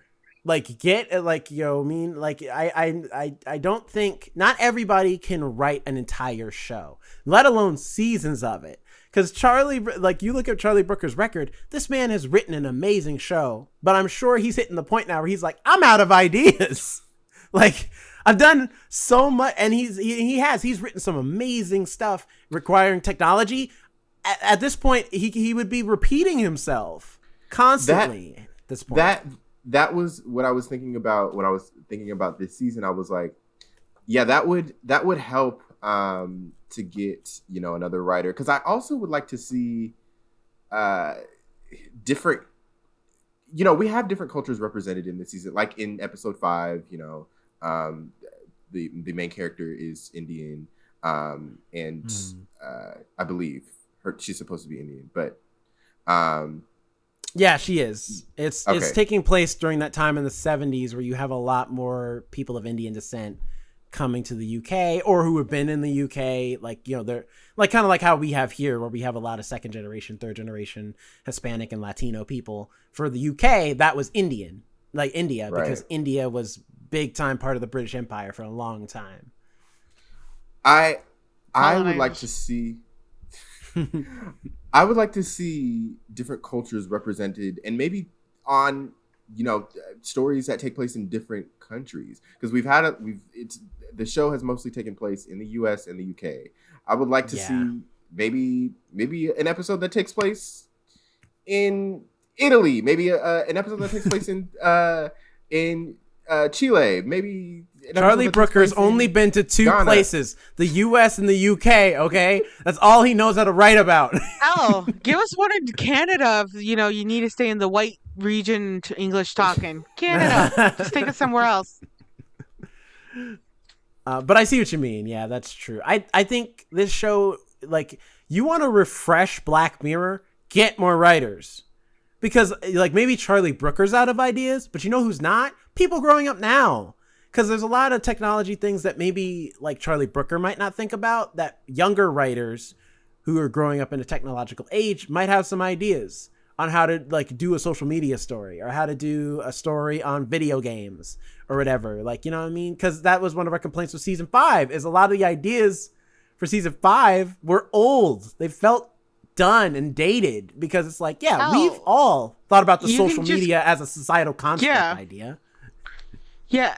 And the whole thing is you could honestly just go on TikTok and you see all the, it's honestly overthinking is what we need to see from Black Mirror. Overthinking about technology and the way technology is affecting us these days. That is a lot of what's going on with Black Mirror. You could just go on like TikTok or Instagram and just watch reels or TikToks and see how people are overthinking using TikTok itself. That's a very meta standpoint you will see with people about how like I'm on TikTok all day and it's affecting me in this way and blah blah blah. It's like, well, there you go. There are some showrunner ideas. And it's insane that the way with how fast technology is advancing, all the different social medias and things like that, that you're not able to see different plot points at this point anymore. And that's when you're getting stuck in this old way of thinking, or almost like you're too old now because you can only think of like one app to get upset about at a time. And that's what he kind of did. And now he's like, oh, well, now let me move on to these other societal things. But you didn't go on to a question about society. The paparazzi episode almost did. And then you added a fucking werewolf at the end. What's that about? Paparazzi, I think it could be interesting, the paparazzi angle, because I look at a movie like Nightcrawler, for example. Nightcrawler is the perfect movie to be like, on one hand, you hate this character, but on the other hand, he's too interesting not to watch. Like, you hate what he's doing and you hate the society. And then like the part of it is like, this could happen in real life if somebody really wanted to. Someone could be this sadistic enough and sociopathic enough to start basically making crime scenes happen or manipulating crime scenes for a quick buck and to become famous. You know, as a paparazzi. Or you can talk about how for a while paparazzi were getting so desperate because of the rise of social media that they were doing stupider stuff. They were getting into celebrities' ways more and more, almost risking getting running over by cars just to get that shot to show, you know, I could do something better than the fans can see on social media. Because then all these celebrities were posting photos of their everyday life. You could see them you could see what they ate for breakfast. You didn't have to wait for it in, you know, a magazine or something like that anymore. So it could have been like a shift into like how paparazzi had to compete with social media now. And how they had to get fresh and almost turn into night crawlers. Be like, well, they're not going to see a celebrity post about their car accident. I can get it there. You know? Yeah. Or you could have done a fun thing where you spin it on its head, where there's a celebrity who's not famous anymore, and they're like, I need some buzz going, and so they start doing crazier things to get the paparazzi on them, like play the system, you know, mess with the which people do nowadays. Celebrities do pay paparazzi to catch me. I think there's a video, I can't remember who it was, but there's a video of someone that got released that wasn't cut. And she's like walking out of some store. The paparazzi's catching her as they would do. And then you see the extended cut of the video where she's like talking to the paparazzi and talking about payment or something. And it's I can't remember who it was, but yeah, it's out there. There was somebody I followed on Instagram where they were talking, or not followed, but I saw their videos where they were talking about like you can clearly see which photos are like celebrities knew the paparazzi they were there or called them to be there because of the way they're dressed, because of the way they're walking and posing as they walk. They're like, no normal human being walks like this certain way, as opposed to this person, this celebrity who's kind of slumped over, who looks fucking tired, who's got like a mountain of things in their arm and they're not looking like totally attractive because of the way they're like bundling stuff up. And you can tell which celebrities are trying really hard to get this attention and be like looking amazing in reality, when it's like, no, you don't look like that in reality. We all know you don't look like that in reality. So that's also weird. And then with the crime documentary one, there are so many ways you could have done that. There are absolutely so many ways, especially with the obsession of crime documentaries and podcasts that are in our society today. You could have had a whole season on that. And you chose this one where you just discover my parents were serial killers and now my girlfriend's dead. But I'm going to make documentaries. That's it. I didn't even watch the episode, but I feel like I gave a pretty accurate description. That's pretty much it. Yeah. From somebody who stopped like 15, 20 minutes in. So that's how unimpressive and underwhelming this thing has been. Yeah. So, Well, moving on to the last one, next Demon episode, Demon 79. Again, this is another one though where it's like he's just doing things because this clearly wants to be a B movie. Just doing things. Well, because this wants to be even the way that the title comes up, it comes up like a B movie, like a one of those Grindhouse films from back in the day. It felt the most removed from the rest of the season, and from the rest of the show. Style. From the entire show. This is like a totally different thing. Granted, I would watch a whole show about these two characters, though. I will give it that. I did like that. That's why I'm not gonna say the episode's lower for me because the episode was fun. I liked the premise. I liked the idea. It was a fun time. Maybe I will watch this one then. The premise is that there's it's an Indian woman in 70s. Not London, but 70s England. UK. Because they never specify where she is, but it's 70s England. They're like in the city, somewhere in the city. Yeah, she works at a shoe store, and a lot of racist stuff it gets thrown at her on a daily basis for being Indian. And she accidentally bleeds on a demon talisman, and the demon is like, you have to kill 3 people in 3 days, or the world's going to end. And that's pretty much it. There's no like technological aspects. There's no like commentary on society really. It's just that's the story. She has to try and kill 3 people in 3 days, or the world's going to end. Mm-hmm.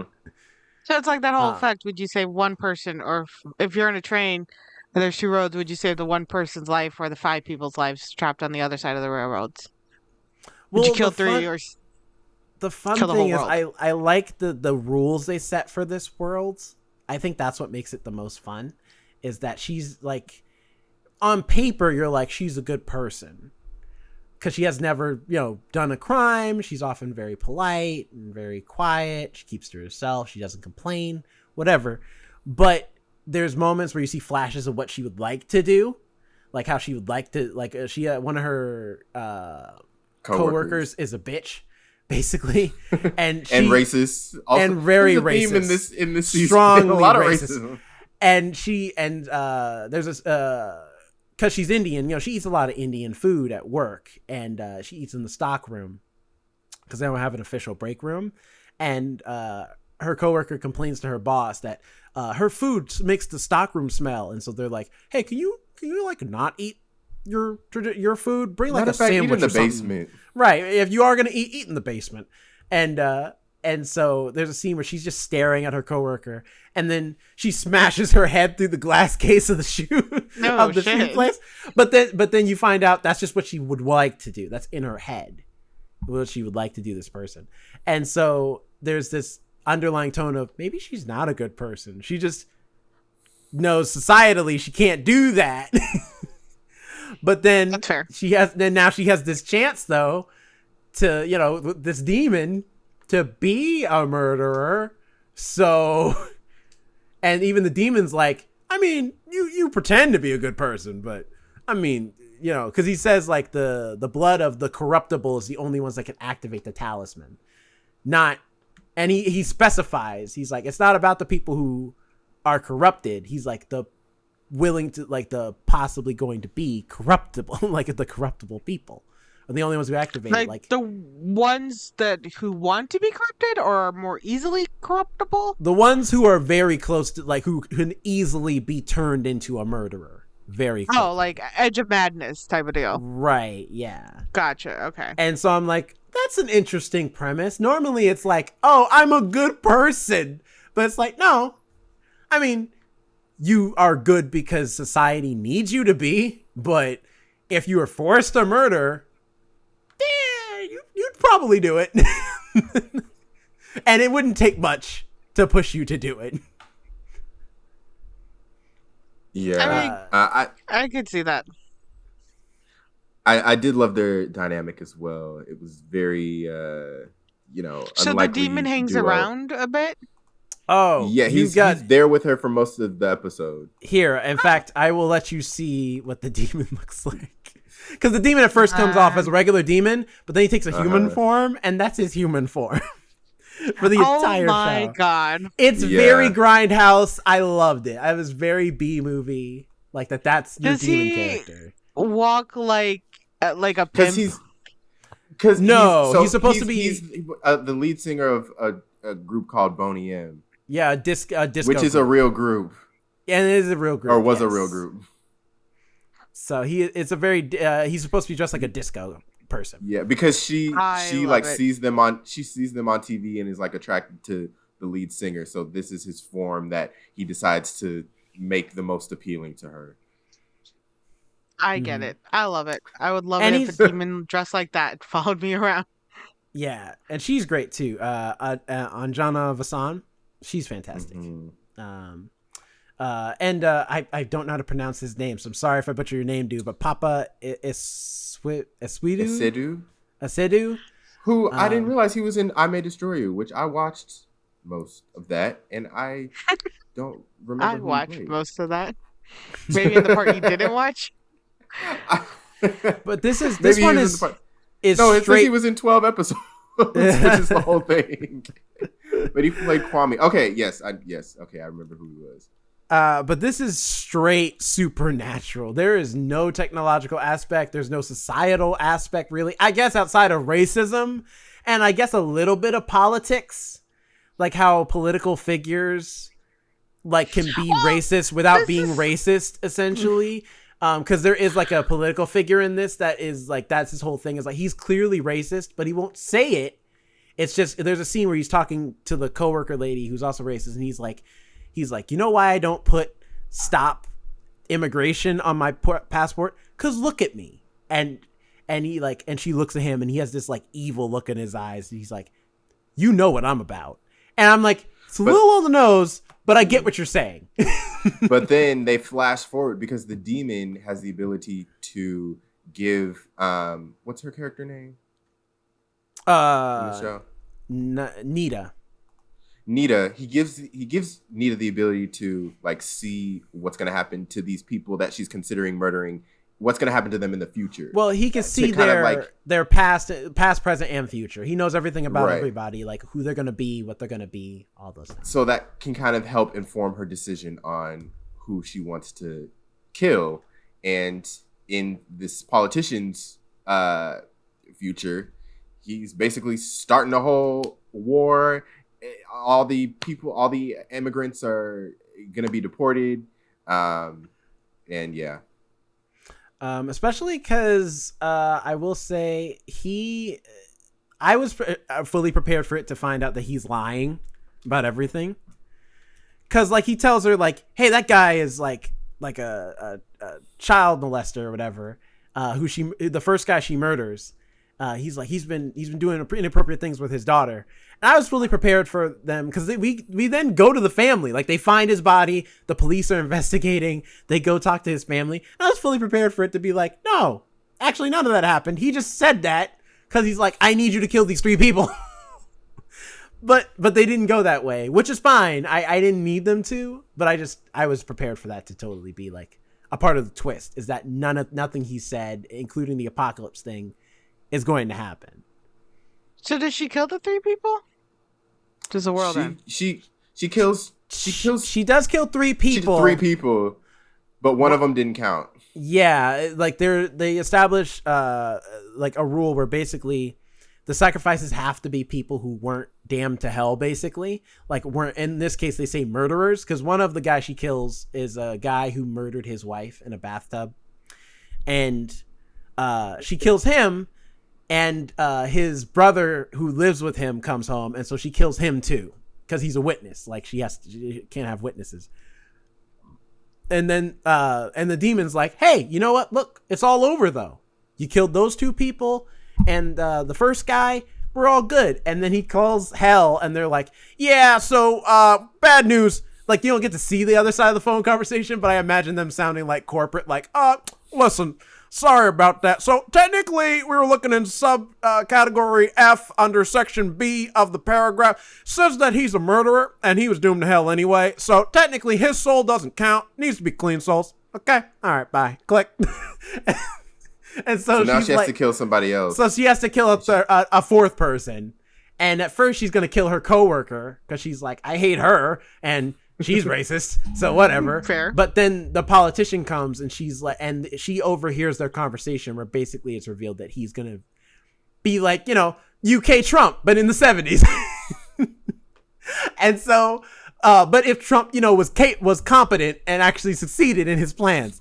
And so, she's like, change of plans. We got to kill this politician. Which at first creates some drama with her and the demon, because the demon's like, actually, no, because Hell likes this dude, because all the people by him becoming a successful politician, he's gonna get a lot of people killed, and Hell is all about that. They're awaiting the souls he's going to damn, so they don't want him dead. And she's like, I don't care. I'm waiting for him. the souls that they're gonna follow right straight into hell with him. Yeah, I can see that. It's why I love this episode, because I'm like, I love the dark humor they're playing with in this episode. Very because dark. We should not root for her at all. She's killing people. We should be like, Nita, find your way to get out of this situation. But the whole time, locked up. Right, the whole time you're just like, nah, I'm in it. I'm along for the ride. I'm with this demon, because the demon at no point is like a good person. It's not like Gap, but he's also very charismatic. He's very charismatic. There's no point where the demon gives off this vibe where he's like, oh, he's had a change of heart because he's met Nita, and now he's like, man, we can't kill people. He's like, no, I'm about business. I am all about, if we have to kill random people and children and babies, that's what we're doing. Because also the demon is needing to get Nita to kill these people, because if he doesn't get her to do this, then he's doomed to eternal damnation. In essentially a void. So he'll get kicked out of hell into a endless void alone, where there's nothing there, and he's just by himself forever. So that's his motivation. Yeah, so that's his motivation. Quickly losing attention to this episode. Feels like there's a lot of layers and rules. There's a lot of moving points and rules, but the way that it feels like another terms and you got to read the terms and conditions. It feels like this is what the season's kind of going about. Terms and conditions, people. The way we're explaining it just feels very a lot, but the way it goes in the show, it all flows really well.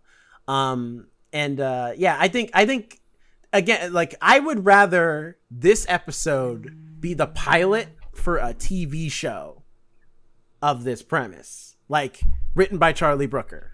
You know what I'm saying? I'd rather that, but where they have to kill people in order to appease the demons of hell. It sounds like Death Note. A little like Death Note, except Death Note was more like the demon was bored and he's like, hey, I want to find somebody who's sadistic enough to use this notebook to kill people. But you found the perfect person. But if it has that vibe of let's just keep murdering people, but only certain people. There's rules, stipulations, they can't do this. And he gets banished to the void, but then everybody dies. The world ends if she doesn't kill these 3 people. But they're upset because she wants to kill the politician who are going to they're not going to get those damn souls. But if she decides not to kill the politician, world ends and they get no souls. So they get all the souls, but the world ends. And for the demon, the only reason he wants to help stop the apocalypse is just because he's like, if the world ends, the business is over. You know what I mean? I'm done. All hell should want the world to keep going. I mean, yeah, because then they can keep doing what they do best, reaping souls and all that jazz. So letting one politician go and his followers to the earth go. No. He says that, but that doesn't stop him. She's like, tell me it a rule that says I can't kill him. And he's like, there technically isn't one, but hell wouldn't like it if you did. And she's like, I don't care, I'm doing it anyway. And he's like, damn it, because he can't stop her.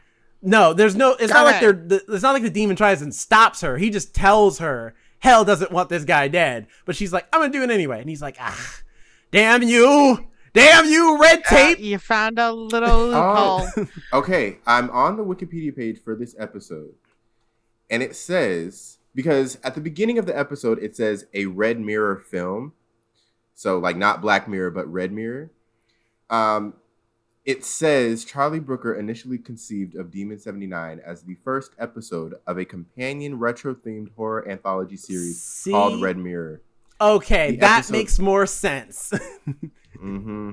That makes a lot of sense because I'm like, this feels like a completely different show. And so, okay, so this was supposed to be a different show. That makes sense. According to Brooker, more episodes could be made under the Red Mirror label depending on the success of Demon 79. Now, granted, I'd be into I that. don't feel like anyone's talking about this episode. No one's talking about this episode, but they should. They hid behind Joan is Awful. I'd said that. Yeah. All their advertising and everything was hid behind Joan is Awful and Beyond the Sea. Because that's the only 2 episodes I've seen advertised at all. Yeah, I really need this. I really need to be more this episodes. To be a show. Yes, even if it's an anthology series, I would love more stories in this vein. This would be cool, and it feels like this is where Charlie Brooker's going because he wrote the werewolf story, the episode 2 with the true crime thing. Even Beyond the Sea, to a degree, has like horror-esque elements to it. You know, with like when the cult comes and stuff. I'm like, this is a very scary scene. So clearly he's in a horror mood. Do that. Make Red Mirror. I'd be into it. I'm sure a lot of other people would be too. Are you kidding me? A horror anthology series? A lot of people would watch that. That would be cool. And horror's been doing great. Horror shows have been doing great on Netflix. You got Haunting at Hill House, Midnight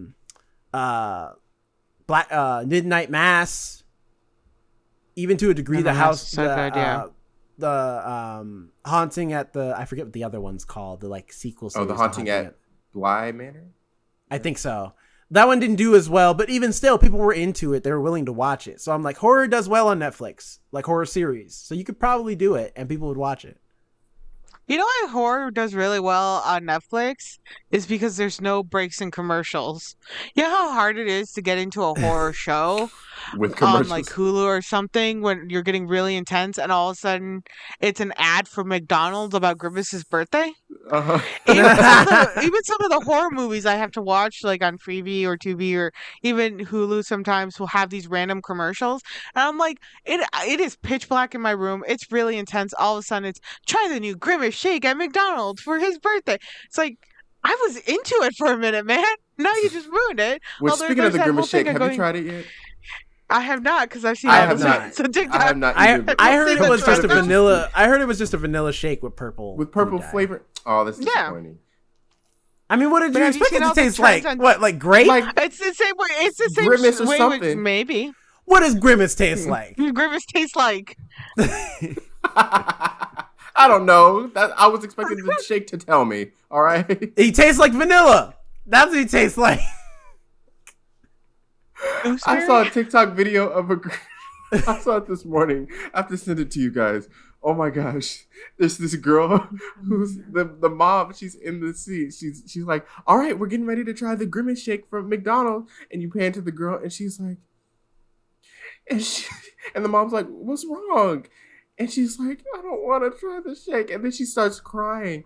And then the mom's like, why? Oh, you're actually crying. Why don't you want to try the shake? She's like, I think I'm going to throw up purple stuff. And the mom's like, you're not going to throw up purple stuff. And then so cut to, she gets the shake. And the mom's like, look, I'm going to show you. It's just a shake. And then she drinks it. The mom drinks it. She's like, see? And then the mom starts freaking out. And then the girl starts crying even more. The reason she's scared is because there's a whole TikTok trend where people are like drinking the Grimace shake and then it cuts to them like choking on it and then Grimace is standing over them. Like that was his plan to kill them all with his shake. I mean, it's just, like also she's like her throwing out purple stuff. Don't put it past him. All right. Remember when Burger King was trying to do the like horror patty and they like put a bunch of green food dye coloring on their burgers and then made and then put it on the bun too. So it was just a black burger. And then a lot of people were like, my poop is now like super green I remember that. right now because of these burgers. I remember that. So I'm just saying, it's possible she probably might have been throwing up some purple shake. I'm just saying. It would be horrible. Like that was like a real life situation and the person like coughed or sneezed at that moment. So they like spat out all the purple shake and the poor kid's thinking, oh God, my mom's choking on Grimace. That didn't sound right. But yeah, Anyway, all in all, like Demon 79 is a great episode of TV. It's just not a great Black Mirror episode in the sense of like it doesn't fit the theme at all. And to find out that it is supposed to be part of a different show makes me sense. question more. Why did you have it part of this show? right. I guess he's like, we filmed all this. I'm not gonna let this go to waste. Because Black Mirror has had lesser episodes. We just talked about season 5 was 3 episodes. Season 1 is 2. So I feel like the Red Mirror anthology would be more hyped up and well received than whatever Bandersnatch was supposed to be. And that's part of the Black Mirror universe. Yeah, so. that's true. I mean, I liked Definitely, yeah. Bandersnatch as a concept, as an idea. But it's true. I would have preferred like then just do like, and hey, who knows? Maybe you could do something kind of a twist type thing, or a switch off type thing, where it's like this year Black Mirror, next year Red Mirror season whatever. Then the year after that, next Black Green Mirror Mirror. season. You know what I mean? Oh, like you just keep. I thought you were just Green gonna Mirror. name the No, color. not all over the place. I'm just talking about you When switch off. nature attacks. Yeah, it's Green Mirror is all about nature. Nature's terrifying, man. Yep. Yeah. And then Blue Mirror is about the sky, how the air can kill. Or water. I mean, we've already It's water literally crime. went Or the- through or that. the The air ocean. was toxic for so long. In New York, it was all orange for a while. It's And true. then So, Orange it's Mirror is possible. about how fire can kill us. It's going to be all the elements. It's when the Fire Nation attacked, really. That's when the trouble came. But anyway, So, I yeah. think So, there's what's different premises. The premises for Red Mirror is actually pretty good. And moving away to more horror lets you still have a look at society. It lets you still, question yourself as a Yeah. person. Such as, like, would you kill 3 people? Would you make a deal with the devil, or would you just let the world end? And how close are you to the edge of madness where you would be like, yeah, I'll go easily within this deal? So, Right. especially- do you but believe her- you can change fate? That well, kind also, her being a dilemma. minority, and I don't think there's anybody else of color in this entire episode. She's the only one. So it does a great the job. Demon. Well, like I guess technically the demon, but he's technically not really there, and also that he's not a person. but yes, I meant in the scope of this episode, she's the only person of color, and so through that lens, you could almost be like, also, it kind of has a great commentary on what it is to be a minority in a white like populace. Like when you're the only one, sometimes you do want to kind of go a little crazy because it feels like you're isolated. No one understands you. No one understands your culture. To everybody else, you're the weird one. Like nothing makes sense to them. yeah.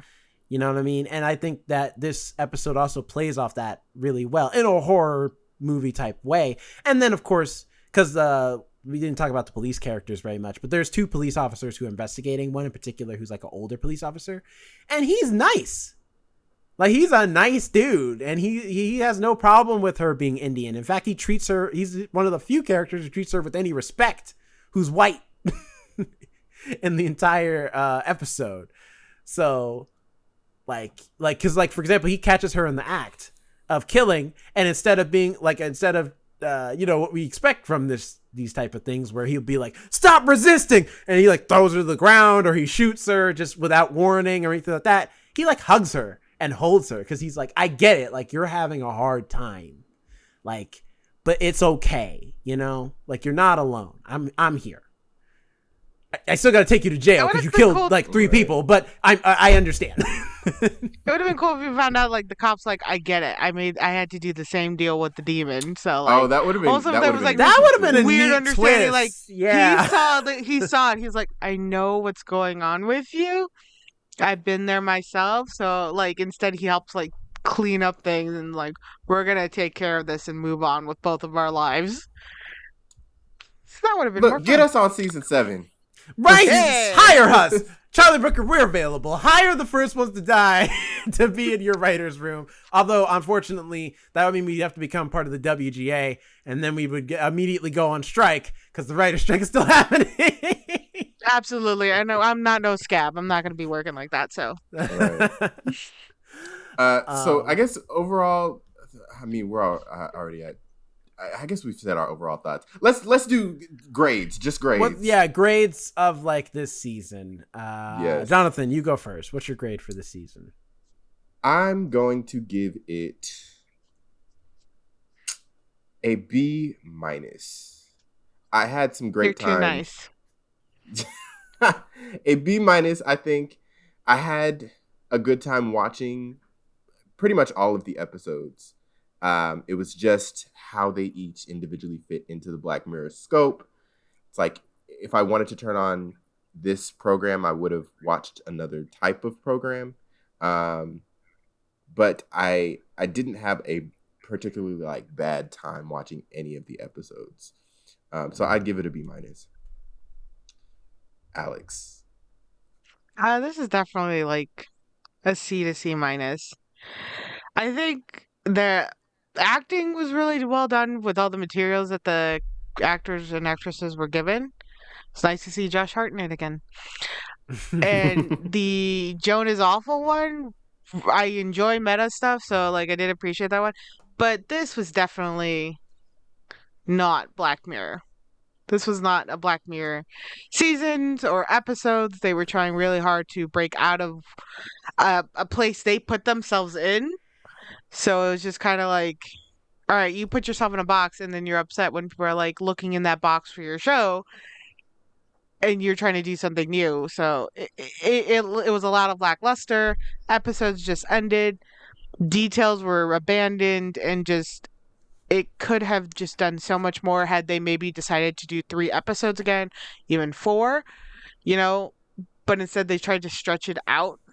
And some of those episodes they could have easily just gotten rid of, invested more time in, other episodes, like definitely gone further with Joan is Awful and got rid of that crime documentary one, got rid of the werewolf one, put more into the Demon 79 one. It could have just chose your strong players and and go with that, but they decided not to do that.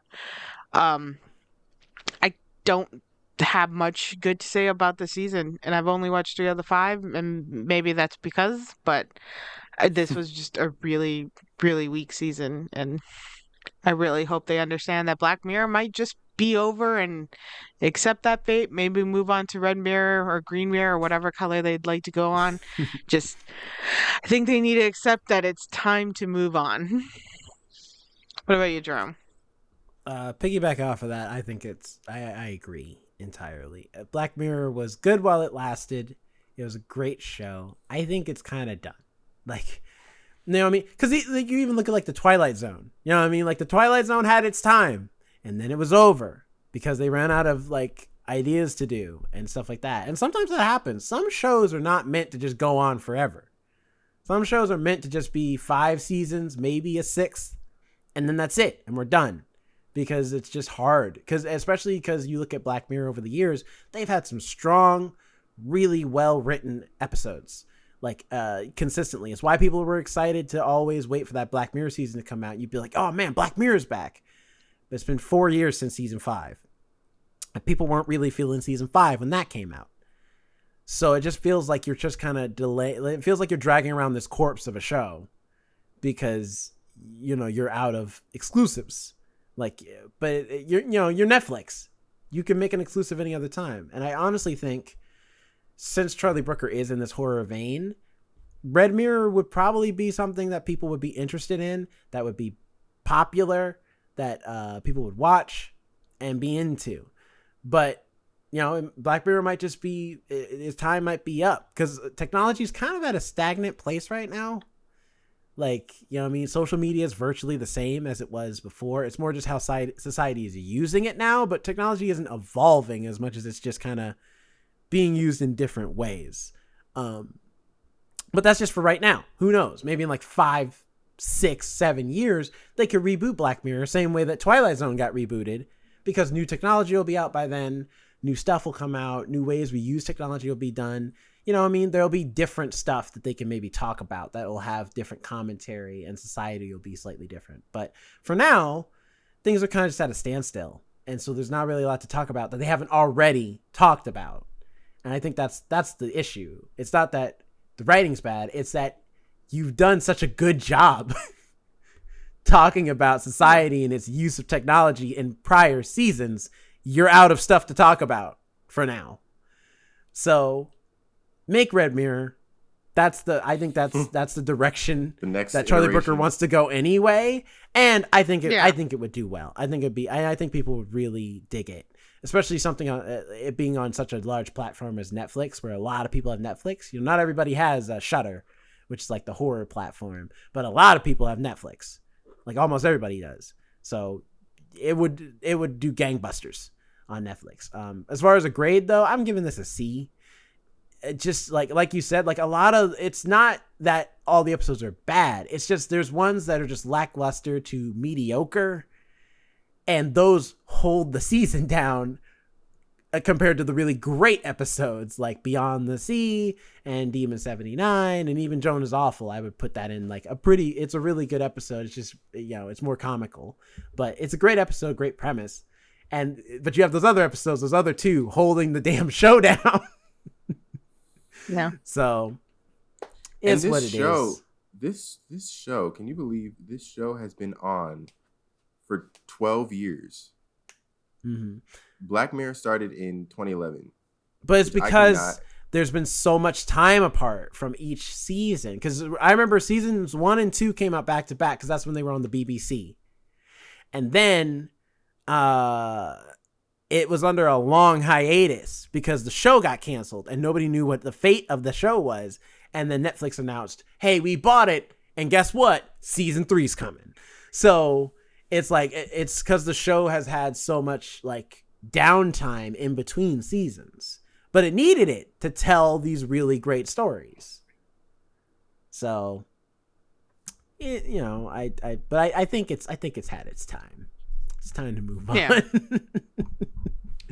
Yeah. Well, with that being said, what did you, the audience, think of Black Mirror season 6? If you watched, let us know in the comments below if you're watching this on YouTube. Also, if you're watching this on YouTube, go ahead and give us a like and subscribe. We would appreciate that very much. If you're listening to us on audio, your favorite podcast platform, go ahead and give us 5 stars and review. That would help us out a lot.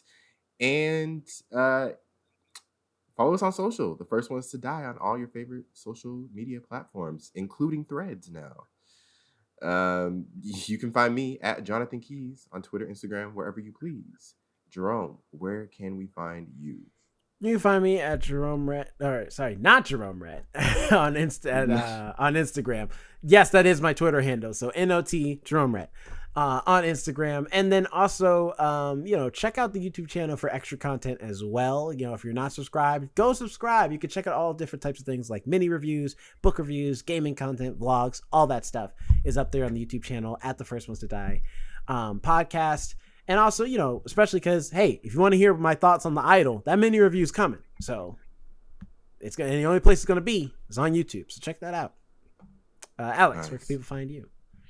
You can find me at Alex and Nobody on Instagram and on TikTok, as well as the podcast TikTok, which is the same as all our other social media platforms, Instagram, Threads, TikTok, The First Ones to Die, where I post little clips of the podcast episodes we have done, as well as things we may do and past ones, and, my own little videos, because I like to watch horror films at 1 a.m. sometimes. I do have Shudder. There's a new one, Children of the Corn. I watched that, the 2023 version. It was okay. Same thing with the white young protagonist saving the lives of everybody at the end.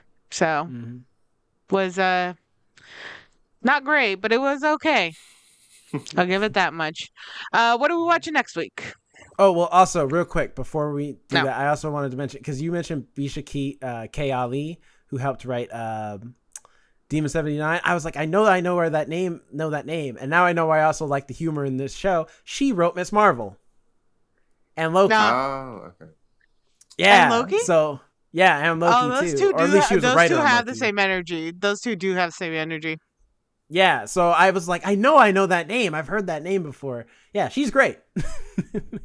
So good for her. Glad she's still getting more work. She's new, actually. I was looking at her IMDb. She doesn't have many projects on there. So keep doing what you're doing. You're doing good work. Yeah. Anyway, Next week, Rat Race retro review. Rat Race. Here we go. Speaking of going back in time, Back to the early 2000s, an all-star cast. that was actually a pretty like heavy filled cast for the type of movie it was. They actually got a lot. Cuba Gooding Jr. Is he still acting? Is he still alive? Last thing I remember him being in, he is still alive. Last thing I remember him being in was The People versus O.J. Simpson. That's what I remember. I don't know if he's done anything else. I think he's had some legal troubles lately. I think he's had some legal trouble. His son is doing a lot of stuff. Yeah. Oh yeah. He has a he's son. In, like all the teen shows. Yeah. Yes, he's old. I know you could have had a daughter. I don't know this man's life. And also Omar Gooding is great too. His brother. He's a great actor, too. I just rewatched Baby Boy not too long ago, and I was like, man, he's good in this. I figured you would. You've talked about Baby Boy recently, a lot. Like you've kept mentioning it a lot. I'm like, you're gonna probably watch Baby Boy soon. It's a good movie. Anyway, so we'll see you next week for Rat Race.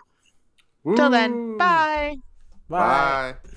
Go on over to the YouTube channel at The First Ones to Die to see all the fun stuff we got going on here, like mini reviews, book reviews, gaming videos, vlogs, all types of stuff. Please follow us at The First Ones to Die everywhere. Go ahead and give us a like and subscribe.